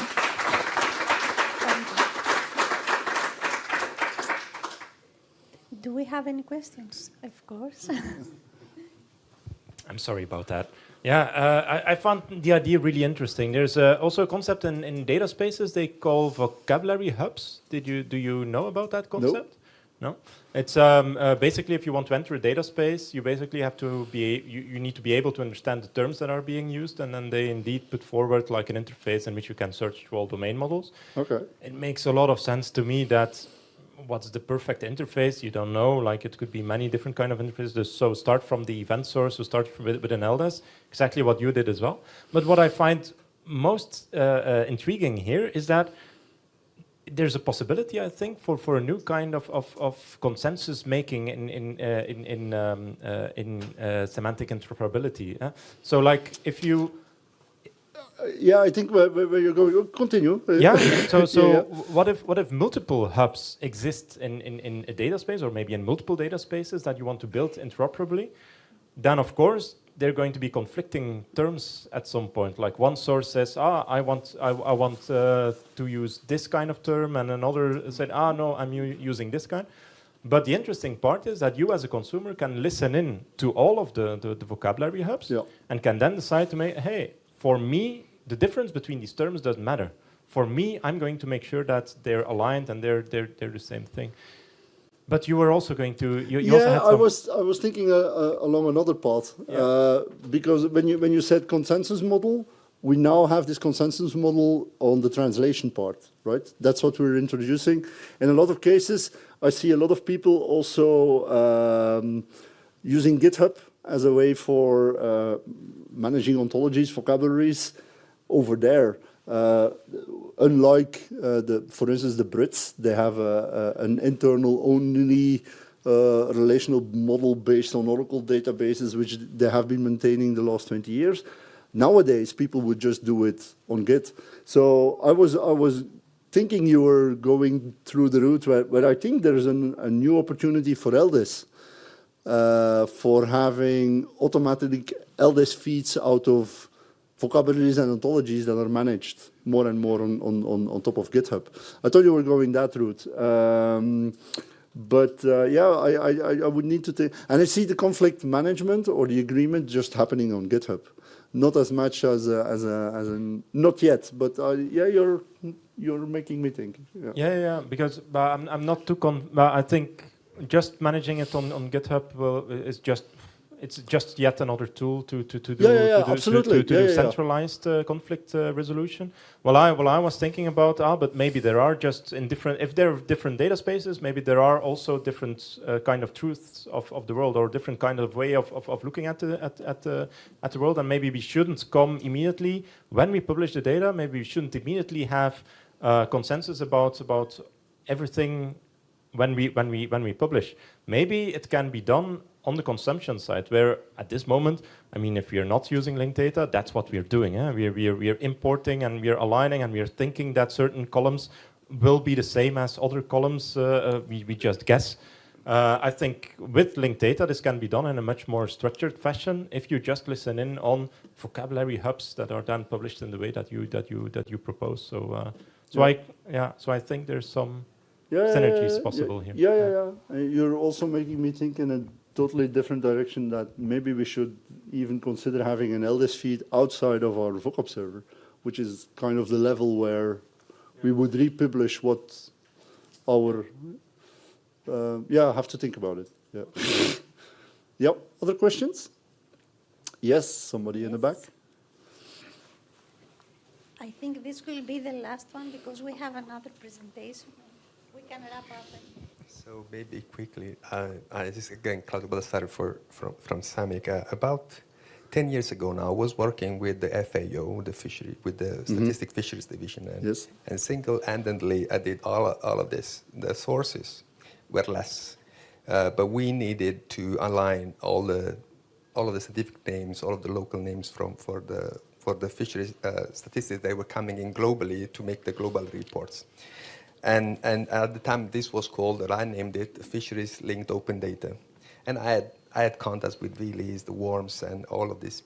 But so I wanted to ask, for the benefits of everybody, this was 10 years ago, and give us, I don't know how long have you been working on this, but give us an hint or on, since when you start working, or since the inception, to things becoming operational or adopted. What can we expect if anybody would start today and do this kind of works in their own organizations? You see, is this something that speeds up with time, or anyway there is some kind of drag? Oh, difficult question. The engineering answer, it depends. But yeah, obviously, I think we feel like more and more confident, and our own process is speeding up. Right, so pushing a new one that's, but also even our partners. The case of BODC, of course, in their case, they already had a Sparkle endpoint, so they have this Oracle backend. They publish to Sparkle, and it has a very good version management. Right, so you have a last modified and a complete retention plan of everything in there. So in that case, what we actually did was created a small Python script that showed to them, hey, based on your Sparkle, this is how you could be producing LDES pages. And we were just like giving the hint, like rather than describing pointers to the full LDES spec and read this and check our implementation, we stopped writing that document and we just gave the example, well, here's the Python script. It ended up being the implementation. And in their case, they're just generating with that Python script static files. And so in only one development cycle, 2 weeks, the whole system they had an LDES feed, right? So it can be really, really fast depending on where you are. If I now compare that to what we're doing in Marigraph with worms, we had the knowledge of how to do it in PHP. So we're not using an external LDES server. We're doing it from our own system because it just, like HTML publishing, it's now RDF publishing, right? And like RSS, you have an LDES feed. So it's not really harder than that. And we have some experience now using templates. Why I started using templates? Because we feel like the development cycle is totally different to the updates to the vocabulary cycle, right? And using templates allows for other people than developers to fine-tune your vocabulary things and have that separated from the development cycle, right? And other people involved. So there are a number of tricks there. Again, in the case of worms, the longest part or the longest thing we are waiting for is now the finalization of a community process that is agreeing on the shape of how we're going to process that. And that's not a technical thing. So it's always a mix. When I say it depends, the technical side can be really, really easy, really, really fast. The LDES spec is not that hard. It depends. Have you already experience with tripleization of whatever you have in your database? It should be really fast. But then the other things, questions we had in previous sessions is how much time does it take for all your partners and the people in your community to adopt to RDF? That's out of scope, right? That's not a technical thing. Another social thing is, do you need a community that still needs to agree on the shapes and the vocabularies, et cetera, et cetera? That's out of band of the pure technical thing. But the pure technical thing really based on the tools that are out there, experience built up, depending on, again, the complexity of your domain model, it could be anything between 2 weeks and a month and you're up and running. It's not rocket science, as they say. So it's really straightforward, yeah. Thank you. And there is also a link to the fisheries, sorry. Okay. There is a follow-up project, I think, doing that fisheries thing. Alessandro in the room is also involved. So there is and they are going to use actually now our LDES feed and our new, so your previous, yeah, your previous work is still living, but is going to be revised in some way. Yeah, yeah. Yep. We know his work and we've been collaborating with him in the Okay, so everybody knows. Yeah. Everybody knows everybody in the room. Yeah. Good. Yeah. Thank you very much. Thank you. Okay. So we are approaching the end of the workshop. Our last but not least presentation comes from Open and Agile Smart Cities. It has a different viewpoint, meaning that it's not a pilot on LDES or an implementation, but it's how LDES can be positioned in the MIMS, in minimum interoperability mechanisms in OASC. So Timo here. Hi. Thank you. Hi everyone. Oh, can you hear me? Yes. Yeah. Wow, what a long and hot morning. But as usual for this conference, very interesting. I didn't want to interrupt the brainstorm earlier because I think that's why we're all here. I'm not here presenting a pilot, like Natasha said. I'm just want to take a little step back. I'm here as a technology advisor on OASC, it's Open and Agile Smart Cities, and I want to talk a little bit about LDES and how it fits in the larger interoperability domain of MIMS. But maybe just who here in the room has heard of MIMS? It's not No, some people didn't. All right, that's good news. I've asked, actually, it was Stable Diffusion to create an image of a MIM, and so that's what it looks like. It looks quite a little bit like a virus, exactly. No, it's a way. It's not a standard, but it's a way, a lightweight way to make things interoperable without having to go through a severe standardization process. Some of you will argue probably that that's what the semantic web is as well, but there are some slight differences. Also, I know I'm standing between you. I'm standing between you and the lunch, so I'm gonna make this very quick. Don't worry. So what is it? It's about good enough interoperability. It's not because two systems are using different standards or even using different protocols internally that there is no way to relate some pieces of the data at least to each other. And this can be done. Sometimes this can be done in a very cheap and easy way by just giving a column a new header or whatever. So the MIMs are about providing good enough interoperability, not perfect, but good enough interoperability in a very cheap and cost-effective way. And specifically for the smart city domain, I should say, because OASC, the organization, the last two letters stand for smart communities. It's something we want to introduce in European procurement to make sure that, government procurers mention something more than just open standards or open APIs in their tenders, which results in different providers not being open at all and not being interoperable at all, but also without really having procurers to know which standards or vocabularies to mention within procurement. So it's a little bit a go-between between principles on the one hand and standards on the other hand. And we wish to create, it's a very large community. OASC is a member-driven organization. There's 155 cities that are a member, and they actually form a bunch of working groups in the community that work on these minimum interoperability mechanisms, which are called MIMs. I will, so what is a MIM? It looks like this. It has layers. The top layers are the ones that are more policy oriented, so the ones that you could use in procurement, and the bottom ones are the ones that are more technical. So if you go down the stack, it will get more technical. In the middle, the interoperability, let's say, mechanism, that's where it's all about. First of all, we call this a YMIM structure because it's an ITU standard. The ITU standard defines what all minimum interoperability mechanisms for all different domains can look like. I will go into a specific MIM right afterwards, but this is the structure for all the MIMs. First of all, we want to define an objective, obviously. What do we want to make interoperable? To do this, we refer to the capabilities of a system or even an organization. What are the capabilities you have to reach this objective?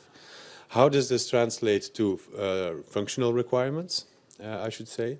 And then which mechanisms, which you can interpret as implementations, realize these requirements? And then it goes further by, within the knowledge base for all of these mechanisms, it lists all the specifications, vocabularies that are used, and which kinds of compliance and conformance tests can be done to check conformance of an implementation with the minimum interoperability mechanism. And also there is guidance on how to go from one mechanism to another. Okay, I'm going to skip through this. This is just a history, just to say the concept has been there for 10 years.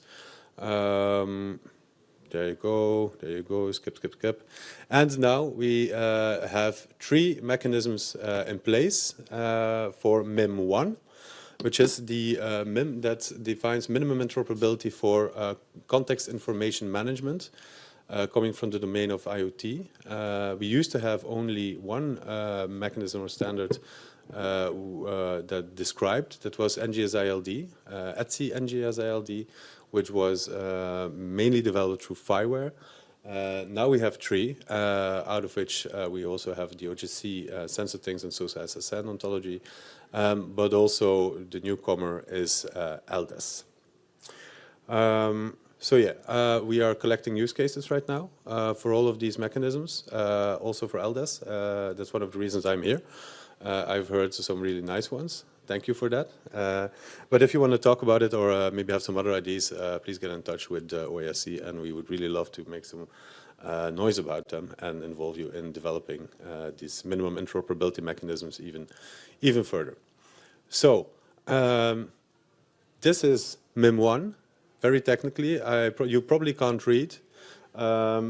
This basically just defines what the objectives are of MIM1. I'm not going to read it because it's time for lunch.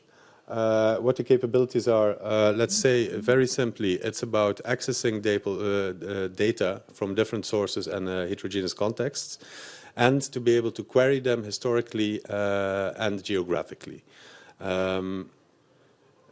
These are the three mechanisms that are already defined within MIM1, the links to the actual specifications being used, and the ways that they can be made interoperable amongst each other, and which testing exists for that. Now, I've applied this to LDES to see how LDES realizes all these requirements. I think I can go through them very quickly. The first requirement is the context can be managed through the web. Yes, of course, LDES provides this out of the box. It's HTTP and RDF based, as well as the tree-spec hypermedia, the hypermedia spec based. The information should use the same concepts. Well, LDES doesn't say a lot about its members, but you can perfectly use the shackle shape to define so. So yes, LDES defines the actual concepts used in the members. The web-based API should support, well, API, we don't really mention API, but okay, it should support retrieval of the latest data. LDES is a time series, there will always be latest data in there. And it should support retrieval of historic data, which it obviously does because it's an append-only log. Then the MIM1 specification, the MIM1 definition actually also requires to be able to do geospatial querying. LDES allows this in different ways, but you would need some development. You would either need to import it into a geospatial system, or you could use the tree fragmentation approaches that Peter and I think it was Brecht discussed in the morning. The relevant data sources should be discoverable and retrievable according to their context. This is something that can be done by adding them to a data catalog using, for instance, DCAT AP. And specific subsets should be retrievable within larger data sets. And for this, we refer again to the tree specification and the fragmentation policies that you can have. All right, that was it. Do I have a last slide? Yeah. There we go. Any questions, remarks, or do we take this to lunch?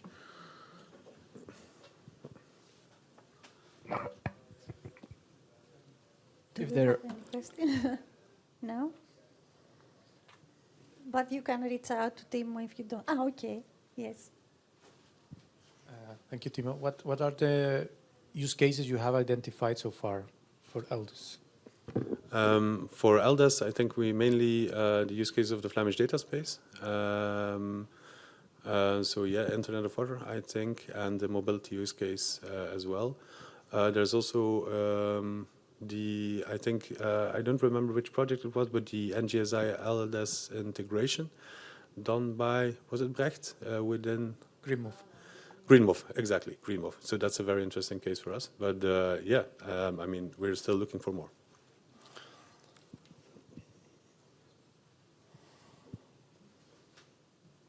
Any other questions? Right, thank you. Thank you.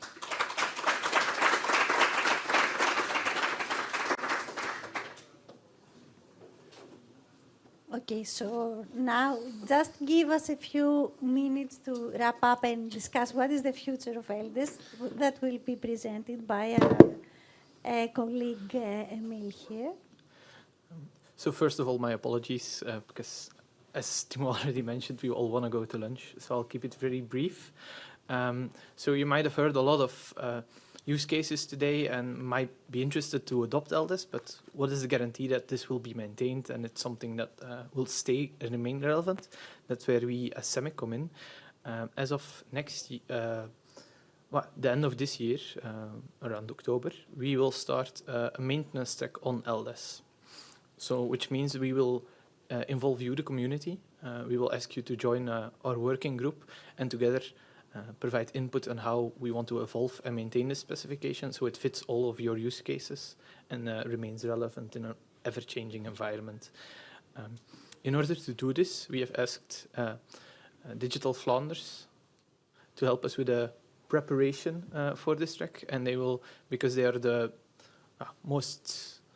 biggest player that is now using LDES, they have a special insight in what are the pain points. So it will be an opportunity for Sander to ask for what he hopes is going to happen. And then the working group will start in October.